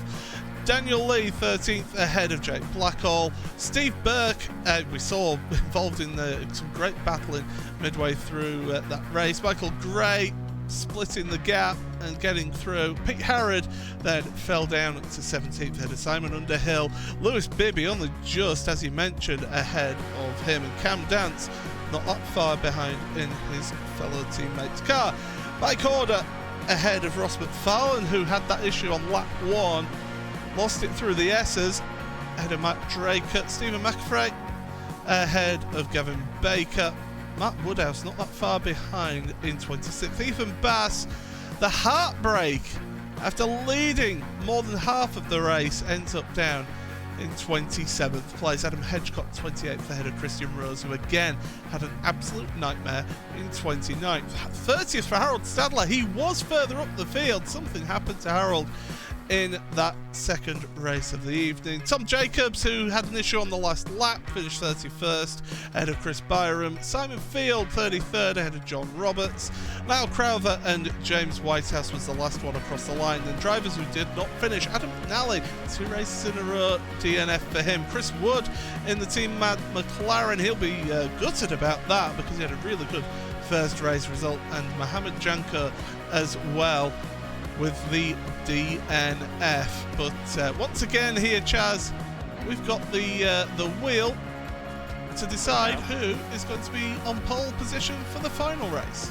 Yeah, we had the smallest possible reverse grid last time round of 12 positions, which meant that Alex Arana started 13th. This time round he finished the race in 2nd position. Christian Rose having a poor evening. He's just commented on the chat, let's get this last race out of the way. Looks like we're going to get potentially the same again here with 12. Let's just see whether this ticks over, but it looks like it is. We have another number 12, and that means that Tony Draper, the AM driver there, who just held on from Daniel Lee and was just behind Ben Gregory, will be on the front row, or most importantly on pole position. Ben Gregory alongside him. Then it's Michael Blake, another great result for Michael, by the way. That was right under the radar there in the AM class, with Morgan Butler winning that one again. He's going to be 4th, and then Pete Newman 5th. So for Morgan and Pete, I mean, they've both changed cars, they've even changed teams for this second half of the season. They're going to be over the moon with that, because reverse grid, they're in the top 5. That's going to be a great one to watch, I think. And another very small reverse grid, meaning that some of these guys further down need to up their game a little bit in this last one. Yeah, it's a little bit of a well, I mean, you look at as Arjuna, the man who created the wheel, is commenting on the fact that we've had 2 12s in a row. But this one, I'm actually going to look back at a replay here, by the way, in just a moment's time, because it was issues for Tom Jacobs on that final lap. We're just going to bring it up on the side here whilst we talk about that race. But Jacobs, he's not had the best of evenings here. He was in 24th at the start of the last lap, and something's happened with the Team Lizard car. That's not my brother, it is my brother, isn't it? He's, there's smoke ahead. That was the Pete Harrod incident. Okay. With the Fitztie car. Jacobs goes down the inside, so that's fine. Now we used to joke with Tom that he's got no peripheral vision at all and that he has tunnel vision, but he's on triples now, so he's got no excuse. Because we called him, I think we used to call him spatial. Oh, he's just lost it around, and then Matt's giving him a bit of a kiss on the way through. Oof, that was a very sudden rejoin there, but he managed to get it back around. But that's a shame, that, and it goes back to what I was saying before. A lot of these guys run rearward, if I can get the words out, brake bias on these cars. We all know that in a straight line, it stops the car quicker. It's just law of how it works in these cars. But you trade that extra stopping ability for like instability, like really bad instability, if you're in a braking zone where it's curved and you have to turn in while you're on the brakes, especially that second to last corner. As I said before, Alex Arana in the first race, he turned it in as he was on the brakes. The rear end wanted to overtake the front, and that's how it goes. And I think it was the same again there with Tom, and it's a shame to see. You know, he was doing a good job of recovering because he had that incident in race 1. Yeah. So I sincerely hope for him, not just because he's a good friend of mine, but I sincerely hope for his results' sake that the third race goes a bit better.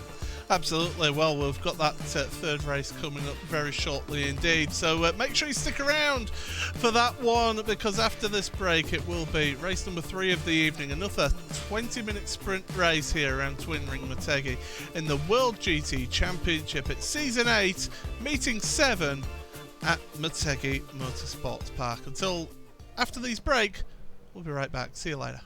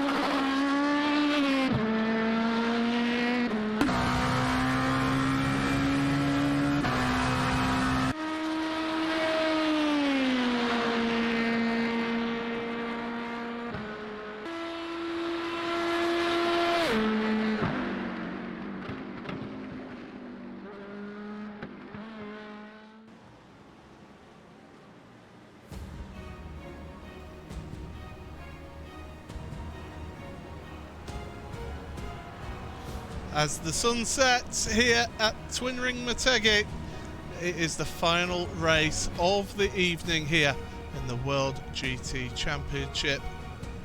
Brought to you by 3M for the course associations of Pure Sims and also Simmortal Models. My name is Paul Smith. Here all evening is Chaz Draycott as well. And Chaz, I'm glad I didn't come across to your camera when you did that then. Final race of the evening. We've got the lights are on. It's sunset. It's going to be a tricky race, this one.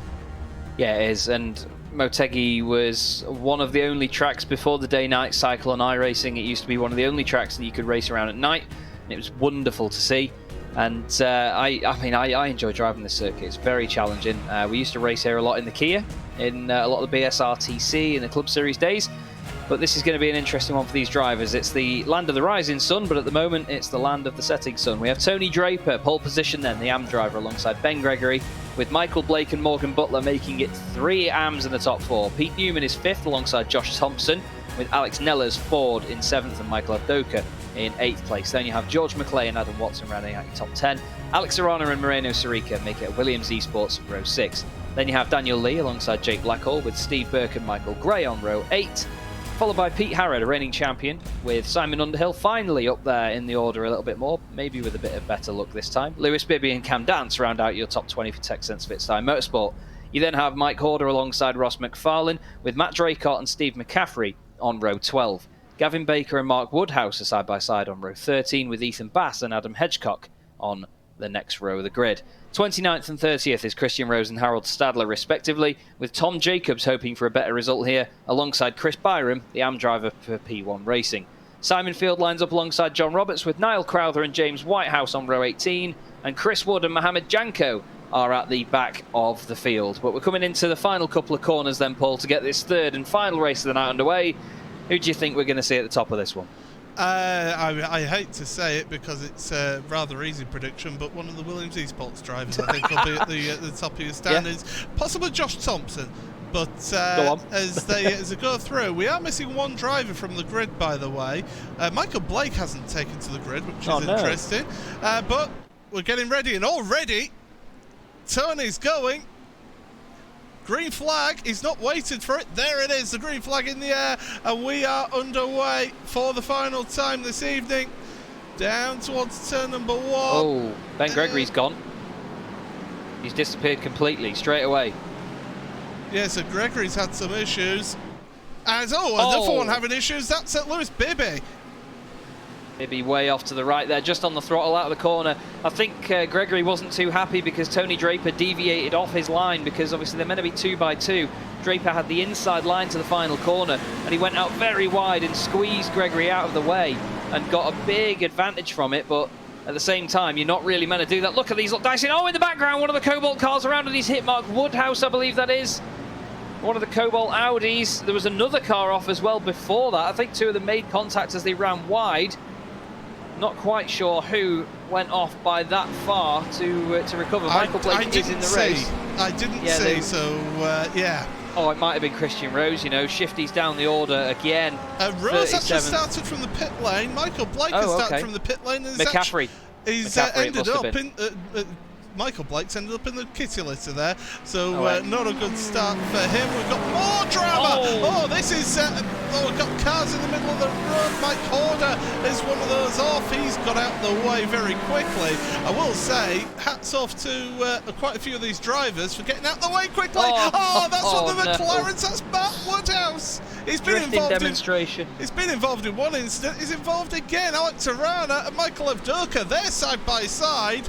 Let's try and show a bit of action, shall we, on the stream here, rather than cars going off. And it's Arana through, up into 7th place. Got a couple of cars who've taken the turn back to the pits. And that's Pete Newman now. Cold tyres are really affecting these drivers here in this final race. Oh, we said it was going to be tricky, and it certainly has been. This first lap has been absolutely mental. Steve Burt getting caught up in that incident early with Mike Horder, and then, of course, Mark Woodhouse announcing himself on the drifting scene through the hairpin, saying, "Watch this, Mike, this is how you drive a McLaren." But Tony Draper, car 22, my old racing number, I'm happy to see him up at the front. Alex Neller second in that fantastic Ford. Morgan Butler third overall. This is Evdoka and McClay side by side. Morgan messaged me after race 2, he was over the moon with that 9th position overall, and oh, that is Adam Watson all over the grass. He's now going to get overtaken by Pete Harrod and the McLaren round the outside, but he's not saying yeah after you, mate. He's saying not a chance, Pete. Watch this. Off the brakes he goes on the exit of the corner, and now behind Pete Harrod is Daniel Lee, who's been doing very well this evening.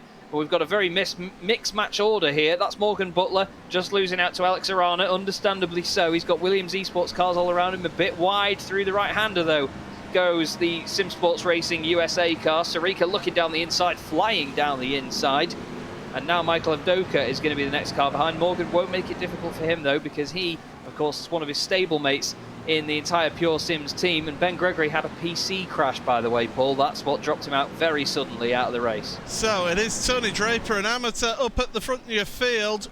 Lap number 2, he's got Alex Neller behind him, keeping him honest, and then a little bit of a gap to Josh Thompson, Alex Arana and Marina Sarika, so the 3 of them in a queue from 3rd, 4th, 5th. Morgan Butler 6th ahead of Michael Evdoka, George McClay, Adam Watson and Pete Harrody top 10, but now the 3 Williams Esports drivers will be trying to chase down your 2 leaders. If I'm those 2 leaders, I try not to fight too hard and just give you, don't slow yourselves down too much, because you don't want to give these guys the advantage. Here comes Ross McFarlane. We've got a car upside down. Newman. Pete Newman. Well, he had an issue on the end of lap 1. He's now had another issue at the end of lap 2. Yeah, I think there might have been a bit of contact. Either that or he lit up the rears, or someone else did, and then hit him there. So he's battling with Simon Underhill here through the last couple of corners, side by side through the left-hander. That's feisty stuff. Into the chicane they go, through the left, through the right. Oh, Pete runs him out very wide there, and yeah, look, Simon's going to lose it. Come back on, smashes into him. That was a massive hit, and somehow Simon's car stays pointing the right way and he continues, but if anything, I think Pete got just desserts there with the fact that he ran Simon out of road, whether it was just a little bit of understeer or something in the Ferrari, but that's a real shame. Here it is again. You can see, look, just squeezes in that bit.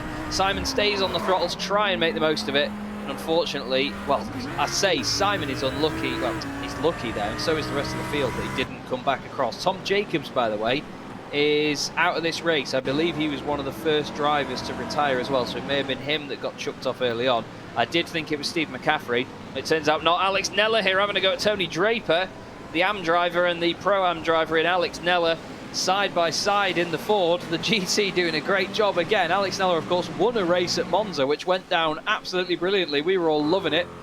You can see how out of date it is. It's not even got the number on the windscreen or anything to show what position he's in, but he doesn't need it now, because first position is Alex Neller's here, Paul, and well, we know that he's quick in that Ford, so he very well could try and get away here. But Josh Thompson and Arana 3rd and 4th with 15 minutes to go.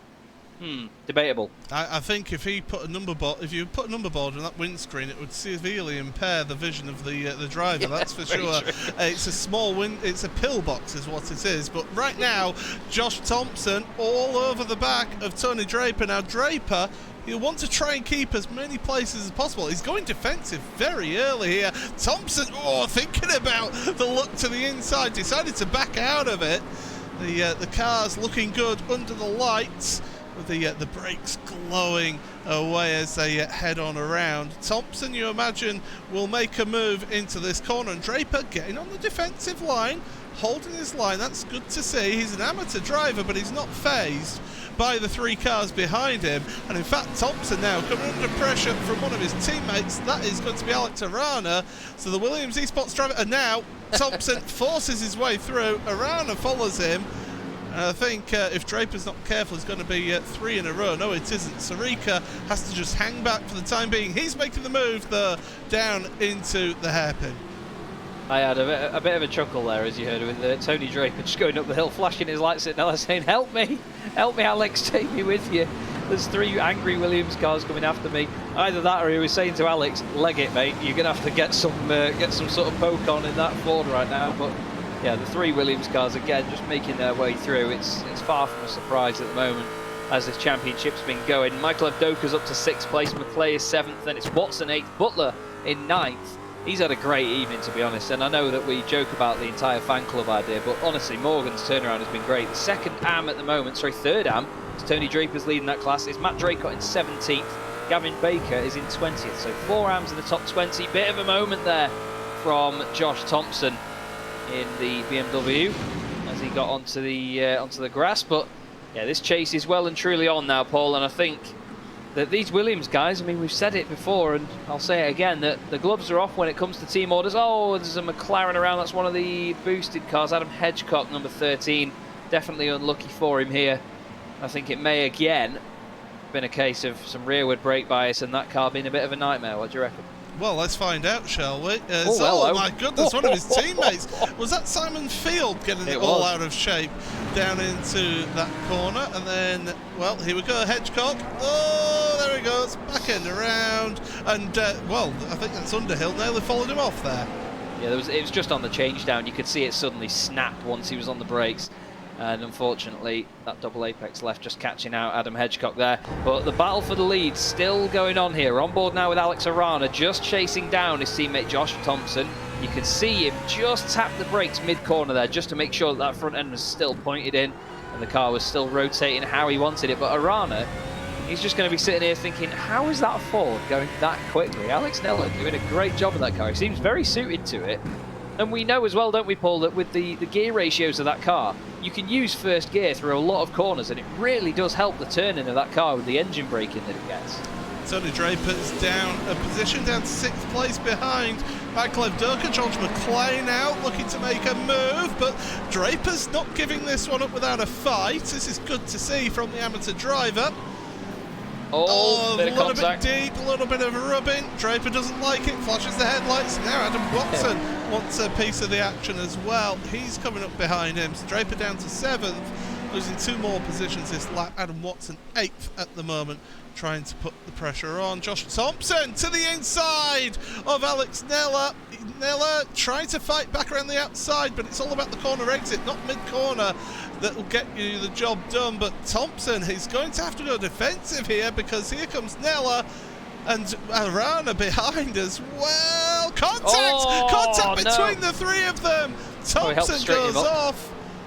And well, Thompson, will he rejoin safely? Yes, he will, because Avdoka manages to get around fine. But yeah, that was, I think Neller maybe getting his braking a little bit wrong there. Yeah, it was a bit of a concertina effect there, but just seems like Neller just didn't account for the fact that Josh might have been a bit slower on the exit. He's following very closely, and we all know it's a dangerous game. You can see, I'm not sure, you know, whether Josh slightly got a bit out of shape, and that's why he started to slow down a bit more, but definitely the tap finished him off there. And although the second tap helped him out and straightened him up, like I said at the time, but yeah, it's a real shame to see it come to contact like that. We never want it, and somehow Neller still holds on to this lead, but you know now that Moreno Sarica and Alex Arana just behind him may be a little bit more cautious when it comes to overtaking him, thinking, hang on, this guy's a bit out of control here in this Ford. But no, in all honesty, I think it was a couple of different aspects coming into play there. It's just a shame that it had to be contact. Morgan Butler has dropped a couple of places, by the way. The AM driver, here he is, with his teammate Ross McFarlane, or his stablemate Ross McFarlane, just going past. He's got Cam Dance behind him. It's a scary thought. And then Daniel Lee in 14th place. Cam looks to the inside, tries to take advantage of that open door on the Sim Sports Racing USA Audi. Morgan gets a good exit out of the corner. Matt Draycott, like I say, 3rd AM at the moment, 4th AM Gavin Baker. So Morgan, in terms of his class, is doing a great job. Don't forget, points are for overall position, as Arana says. This is what it looks like, mate, when you've got someone right behind you that wants to get past. It's the battle of the purple and black cars at the moment then. Alex and Alex as well. Doesn't get more common than that. More in common than that. I'm not saying you've got normal names, boys. Alex Arana right behind, though. And I must say, though, Paul, while it is a shame that contact happened, what a job Neller is doing here. Oh, Draper and Watson, by the way, have had a little bit of a rubbing by the looks of things, but they're still in position. Watson not happy. Yeah. Oh, in the background as well, Jake Blackall was all sorts out of shape. Oh, and Watson's got damage to the rear of his car, so I think there's been more than just a little bit of a touch between the two. Let's have a look back then. So this is Watson. He's got a straight rear wing there. Is he going to throw it down the inside? Yes, he is. And he's gone in deep there. I'm sorry, but the cutback was on there, Adam. Just watch Tony here with this response. You get Adam flashing the lights and Tony flicks the car around saying, shut up, mate, let's just crack on. But yeah, he went for the cutback, and I think it just slightly misjudged maybe from Tony Draper, but it wasn't like it was a bad move to, crash into the back of him. Oh, as his teammates having a bit of a nightmare there. That's James Whitehouse. He's then got a couple of cars going through. That's Niall Crowther, Adam Hedgecock, and is that Christian Rose as well? It is, down in 31st place. Not a good night for him. Whitehouse a bit late on the brakes there. Hedgecock wise to it. Crowther probably screaming at his rear view mirror saying, what is he doing? We've got a battle of the Ferraris and one McLaren here. But this, once again, the battle for the lead still going on here, Paul. And we've still got 7 minutes to go. It's the run out of that final chicane that gets Alex Arana to the point where he can make moves. Nella going defensive. Arana trying around the outside. You don't normally see that move happening there, and it's not going to pay off this time, but Arana is getting more and more impatient. Behind Alex Nella, Nella holding defensive lines, slowing up Nella, well, he is slowing up Nella, he's also slowing up Arana, and Sarika's just sat back, waiting patiently for these two to get involved with each other and try and make a move. Josh Thompson, by the way, has made it back past Michael Evdoka, so it's the 3 Williams Esports cars in a different order, together, once again on track. Yeah, Evdoka again on board with a good top 5 finish here to score some points. Look at the damage on the back of Nella's car. You can tell he's had some real pressure here from Arana. All over the back of him there, just inspecting the splitter and the exhaust, saying, yeah, that's definitely to spec. Oh, that's a mistake. Down the inside. Yeah, he should have covered that off a lot earlier, should Nella. Now Arana's gone down the inside, but Nella's going to get the run here, and he's surely going to have the inside line for the next corner. Arana is saying, make sure you stay on the inside, boy. You are not going anywhere. Later on the brakes a little bit from Nella, who somehow still has the lead in this race. That Ford is honestly, you called it the venerable Ford. It's the absolute impenetrable Ford at the moment. The Fortress, you could say. That was terrible, Chaz. But he holds on, and like you said though, Paul, Sarika is just waiting here now. He's probably just calling for reinforcements, waiting for Josh to come back and potentially probably punt Nella out of the way again. Running wide, so Nella. feisty. And, well, Arana, we've seen how good Arana is out of the chicane. Nella needs to almost park it on the apex of that corner, force Arana to just back off a little bit. But here we go again then. 5 minutes and 8 seconds remaining, and he's going to the inside. Nella's too late with a defensive move there. He's trying to get the run on the outside, but the second part of that corner, turn 2, Nella, is he going to have to give it up? Well, they're still side by side, and Nella's got the inside for turn 3. He's not giving this one up without a fight. The cutback's almost on. There's a bit of contact between the two of them. That's forced Nella wide. He's flashing the headlights. He's not happy about that move there from Arana, but Arana to the front of your field. That was fantastic, and yeah, like you say, Paul, I think the contact did push Nella wide. He did clip the grass, and he couldn't quite get the car turned in. Maybe a bit worried about it over-rotating, being on the throttle on that slippy grass, but it is Nella now in second with Arana leading the way. Sarika's going to try and come through, and here is a replay of that manoeuvre. Yeah, we'll get a look on board then. We'll get this. This is from on board Arana. On the brakes. Sure, yeah, that contact pushed him wide. Yeah. It's a shame that, and like I say, the contact happened before as well, but it was the tiniest of touches though. You know, he tried to get the cutback, as we saw a moment ago with Draper and Watson. You've got to be ready to get that cutback, as now Evdoka's back on this as well. Nella has really held these guys up on this lap. He's so good at defending though, is Nella. I'm very impressed, I must say. Sarika says, right, let's go over here. Nella Schumachers him to the wall. He says, no, get over there, mate. This is my side of the circuit. Sarika now tries it round the outside. He's going to go for a cutback, but Thompson thinks, hey, let me through. And Evdoka's going, what is going on here, boys? It's like a cue for Aldi, this. Well, just get on with it. There's George McClay at the back of this as well. So Nella is the cork in the bottle, and I can tell you from experience that Nella is an extremely robust defensive driver. But he's holding the outside line into turn 1. He's trying to get the run on the exit like he did that last lap. I would be defending that more, and that's what happens. You run wide onto the grass, you lose the position, and all of a sudden Josh Thompson, well, he won't think twice about making a move. Down the inside, on the brakes, that BMW circuit. Oh, he's pushed Anella wide. Oh, that's no. another one involving Josh Thompson in 2 races. Getting involved in instance there. Oh, such a shame, man. I mean, Nella's done a great job. He didn't deserve that. He deserved better. And I think in the end, with how close they've all been racing, though, it was inevitable. We've got side-by-side here, by the way, with Doka and McClay. Don't for one second think I'm not watching this, because it's amazing stuff. To hold it round there as well so cleanly is actually very difficult. McClay, oh, he closes the gap off, though. You know what? That's a very quick jinx there. Holding it together closely, but cleanly. Debatable there. But McClay and Evdoka, great fight. And to be honest, I'm very impressed by McClay overall, because I've said before, you know, he's one of these drivers that's really under the radar here, just scoring points, although that's a bit naughty, squeezing Evdoka over that far. Evdoka's going to try and get the cut back. Nella wants to get in on this. He's having a bit of a drift around the hairpin as well. But McClay has got some serious pace in that Ferrari, especially tonight as well. He's done a phenomenal job, and he's now up into 4th position. So TechSense Fitstyle Motorsport can be happy with their driver. And George, if I'm honest, has always been quick in stuff I've raced with him in. I've always the first time I saw George was actually in the in a V8 supercar, and it scared the life out of me then, and he scares the life out of me now with his pace. But this is Ross McFarlane on the back of Tony Draper's Century Sim Racing Ferrari, and look at the different lines there and how much it gives Ross a bit more corner speed, and a great run off there in the Mercedes. Bit of damage on it. Now, Tony Draper covers the inside line, Paul, but we know it's not as straightforward as that here when you're racing against Ross. And this car, this Mercedes, is a bit of a boat around here, is what we've been hearing. But Ross holding that outside line, and there you go, Tony Draper giving the space down to the inside of turn 3. Draper giving it a flash of the headlights. Maybe to say, go on after you. And, like... well, through he goes. Does McFarlane, so up to 7th place for Ross. Oh, Watson in the grass, doing a bit of grass tracking. Amazingly holds on to that one. Does a fantastic job. And behind them as well, don't you forget about Lee. It's Daniel Lee running deep into turn number 5. He got a bit friendly there with the back of Morgan Butler's car. That was very focusing.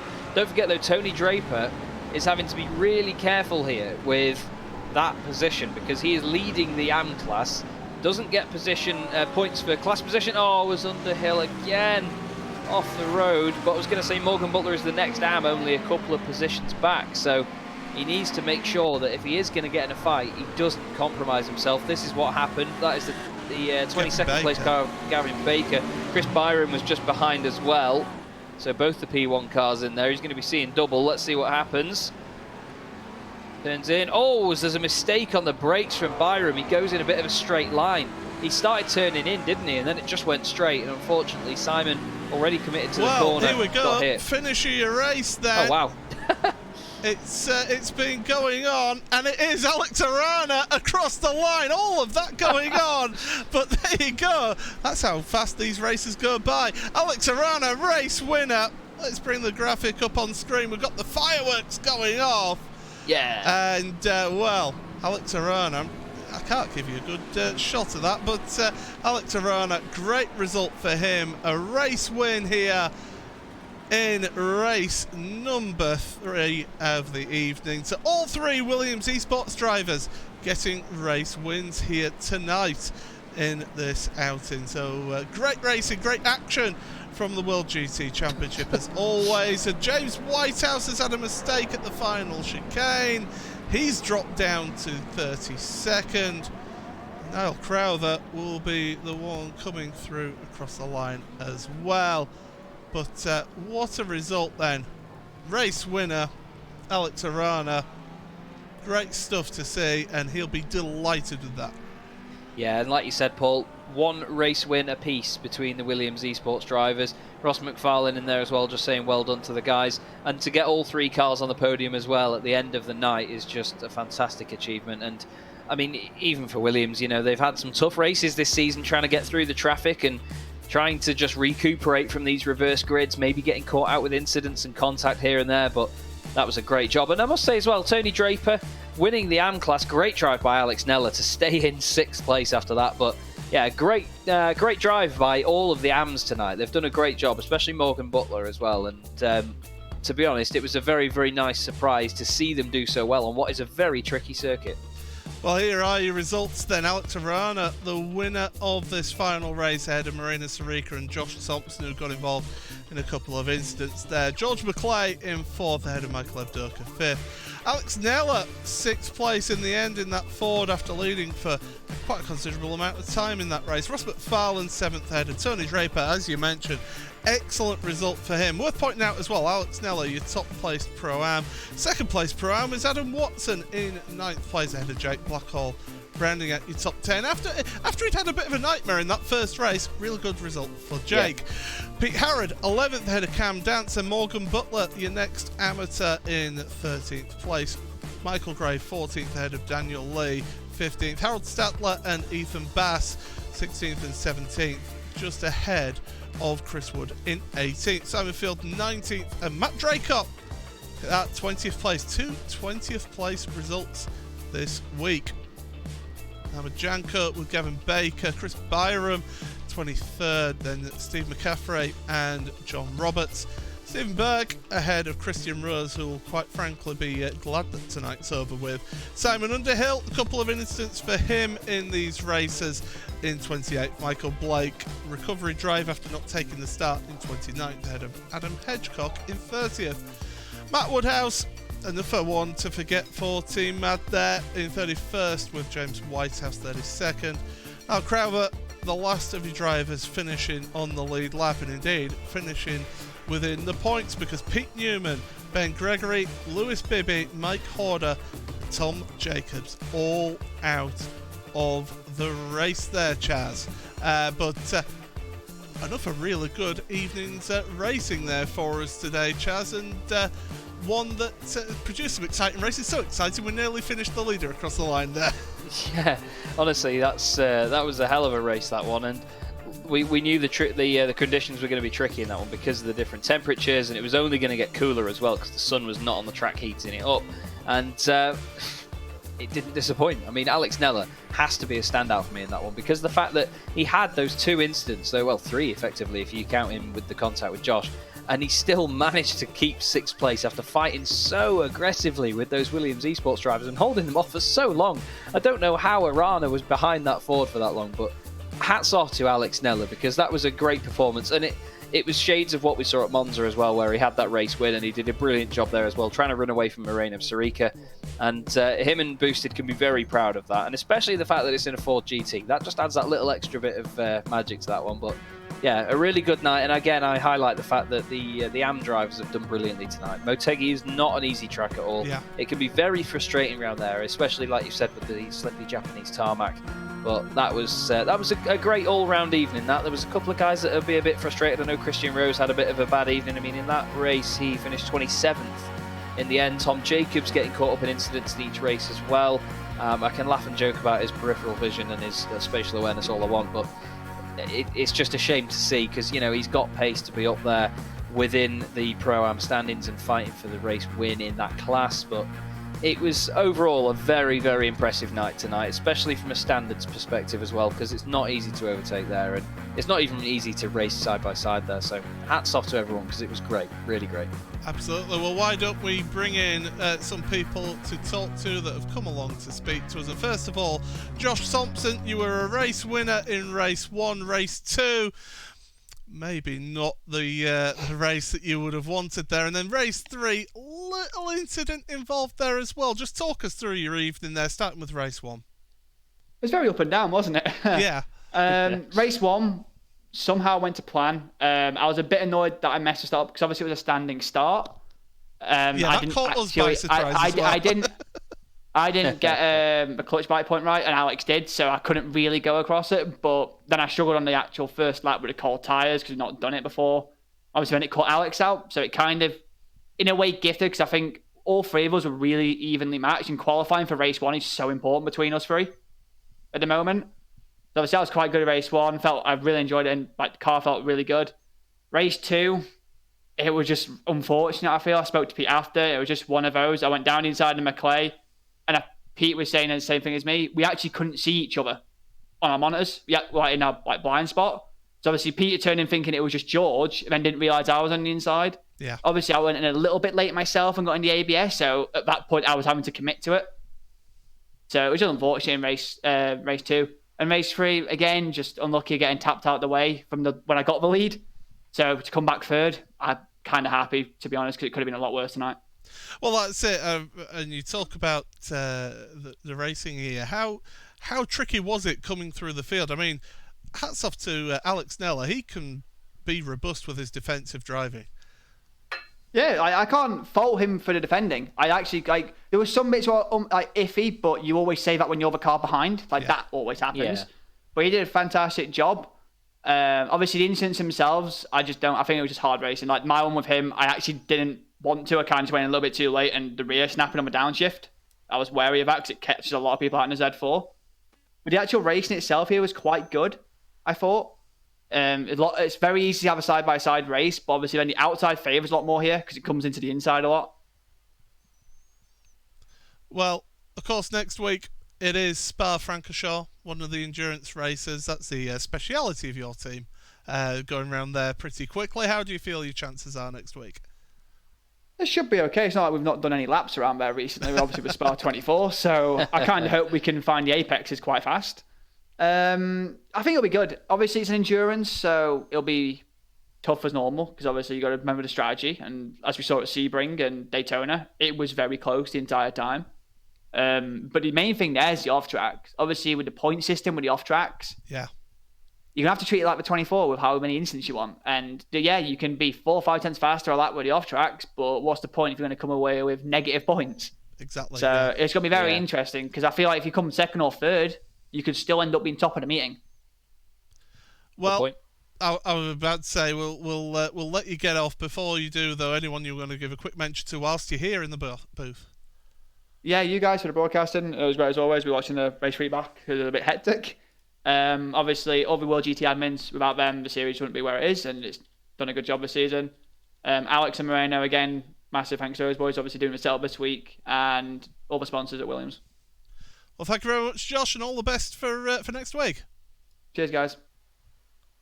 So you go, Always Josh good Thompson. to speak to Josh. He's very enthusiastic, isn't he? And it was a tough night for him, to be honest. I mean, that last race, for him to come in and speak to us so positively about that as well. And, he accepts the fact it's hard racing with Nella. And it was one of those moments that you just have in racing. And it's good that he sees it like that rather than, he putted me out of the way and all this sort of stuff that people get. But it's nice to see that. And he's a good lad to talk to, Josh, bless him. Yeah, well, from one driver who was pushing at the front, it's over to Michael Evdoka with you, Chaz.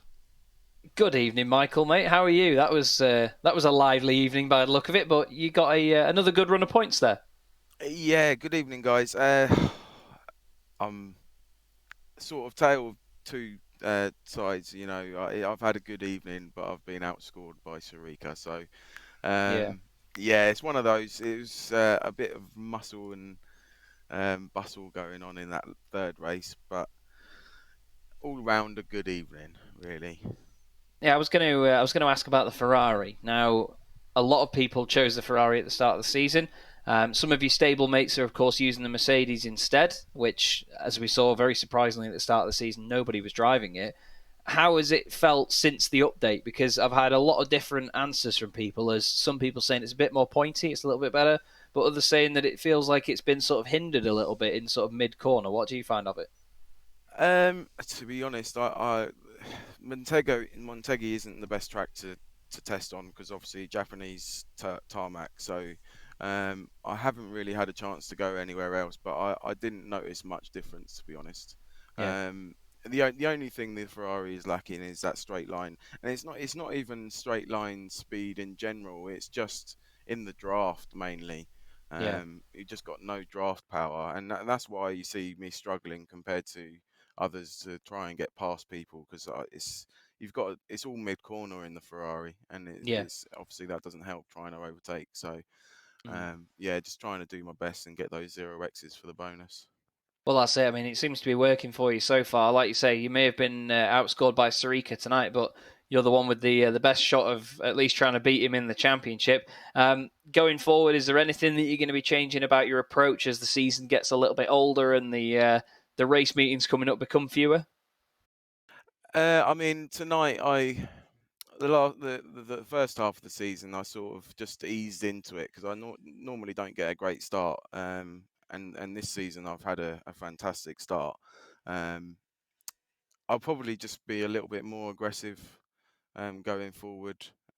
Still trying to get that bonus points, but positions is everything in this now for me. So Yeah. I'm very close to Sarika, but I can't see it happening unless he has a mistake. He's too blooming good.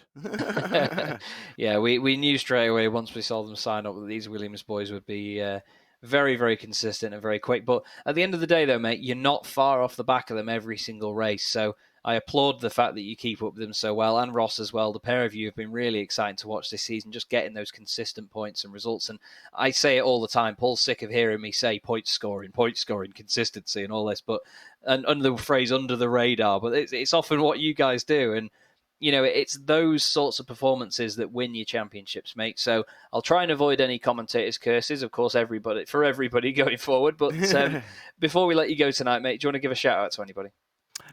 Pure Sims Esports, fantastic work by everyone. They really put in the work to be up there, like you say, be consistent. All the sponsors: Cube Controls, 3M, OBP, Limp Sim Labs, Night Riders Designed, Sim Sports, and JT. Thank you very much, guys. Cheers, Michael. Good to speak to you, mate. Good luck next time around as well. Cheers. Michael Evdoka there. He's a very quick driver in everything, and I think it just, again, shows the class of the Williams drivers, doesn't it? That they can sort of outpace him consistently in qualifying. I mean, not as a negative on Michael. I mean, like I say, he's rapid, like beyond rapid. But it just shows the level of competition this season, doesn't it? Absolutely, it's absolutely incredible. Each season of this championship, the level just steps up, and it's great to see. And that's all across the board. That's not just at the front of the field as well. So it's been great racing. One driver who was involved in quite a bit of racing here in today's race was Daniel Lee as well. Daniel, well, what can we say? The msimesuk.com car. A bit of a eventful evening for yourself in the three races. Just talk us through them. Trust me, more than you know. Let me just say that the race one start completely caught me out and caused a bit of a brain fart, if I'm honest with you. Expecting the pace lap, I put the fuel mix into the leanest mix because I'm not sure about my fueling. I always get it a little bit wrong. But there was no pace lap. So we launched straight into race one with all the action. It was only after the checkered flag for race one I realised I've been going around with the leanest fuel mix. So I'm basically waving my fist going, I can't believe I stuck with the Ferrari. It's so slow on the straights. And then the penny drops on stream after the checkered flag. But it's my fault, basically. So that combined with a couple of silly mistakes from me meant that I missed that reverse grid. I didn't get the uplift. I couldn't get pulled up by the coattails there. So I missed out on a lot of points tonight. I'm really gutted, to be honest with you. Fun, though. Definitely fun. But, look at the season as a whole. It's not been a bad season for you so far. And, of course, drop scores come into effect as well in the championship points. We've seen how you've been getting on in the championship coming into this week. So it's not all been bad for yourself. You're there, in fourth place coming into the week. So it's not the end of the world getting those solid points results. No, for sure. I'm happy enough that we got some consistent, mid-pack results. 13th, just missing out on that race 2, reverse grid 2. So we're going to get a dose of bad luck, a good luck rather. Sorry, I'm used to saying bad luck. We're going to get a dose of good luck, and it's going to come in the last half of the season. I can feel it. We just got to keep pressing because my day is going to come, and it's going to be so good when it does. So I'm looking forward to the remaining rounds of this season. Absolutely. Well, of course, next round is an endurance race. What are your thoughts of heading over to Spa-Francorchamps? Spa could be a good one. It feels as if a Ferrari's fine if you don't have to boot it from a first gear corner, which Motegi has a few. So I think the disparity could be less. I like to run a slippery setup as well, so we should see some overtakes happening. I can only keep my fingers crossed. Going to do a lot of testing, going to maximise that endurance round because we need the points. We definitely need the points. Yeah, absolutely. Well, before we let you go, anyone you want to give a quick mention to whilst you're here? Shout out to everybody who watches the stream. There's a whole 10 of us now, but thanks to them for sticking along and viewing it from my point of view. Shout out also to M Signs who are with us as well. They love this stuff, and hopefully they had a bit of fun watching it. And shout out to the rest of the grid for being good, hard racers. It's a lot of fun, and I'll see you next race. Well, thank you very much, Daniel, and all the best for next week. Cheers, you too. Thank you. So there we go then. Daniel Lee, don't you forget about Lee, and he certainly had an interesting evening. Before we look ahead to next week, then Chaz, thoughts on tonight?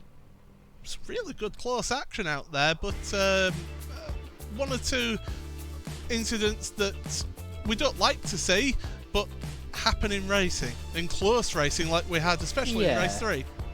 Yeah, that's it. There's I've just been monitoring the Discord chat and what's going on there. I won't repeat what's going on, but it's not too heated. It's just slight disagreements after they've watched some of it back, and it was hard racing, like you say, mate. There's so much of it going on, and the level playing field is completely out the window with this grid because there's so many talented drivers in there, and everyone's having to defend and make moves every single lap. It's so close.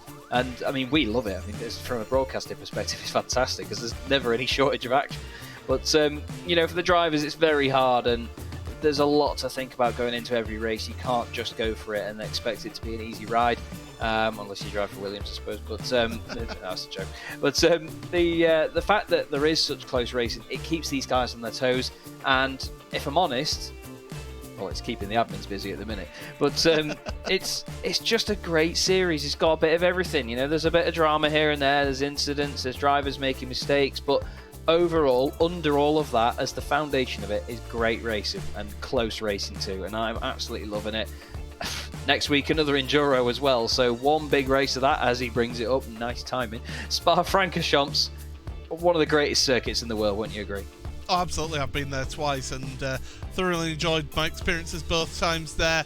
An endurance race around there. It's an hour and 45 minutes with 2 pit stops in that one, so that will be an interesting race to check out next week. Same time at 7:50 UK time, that is 6:50 UTC.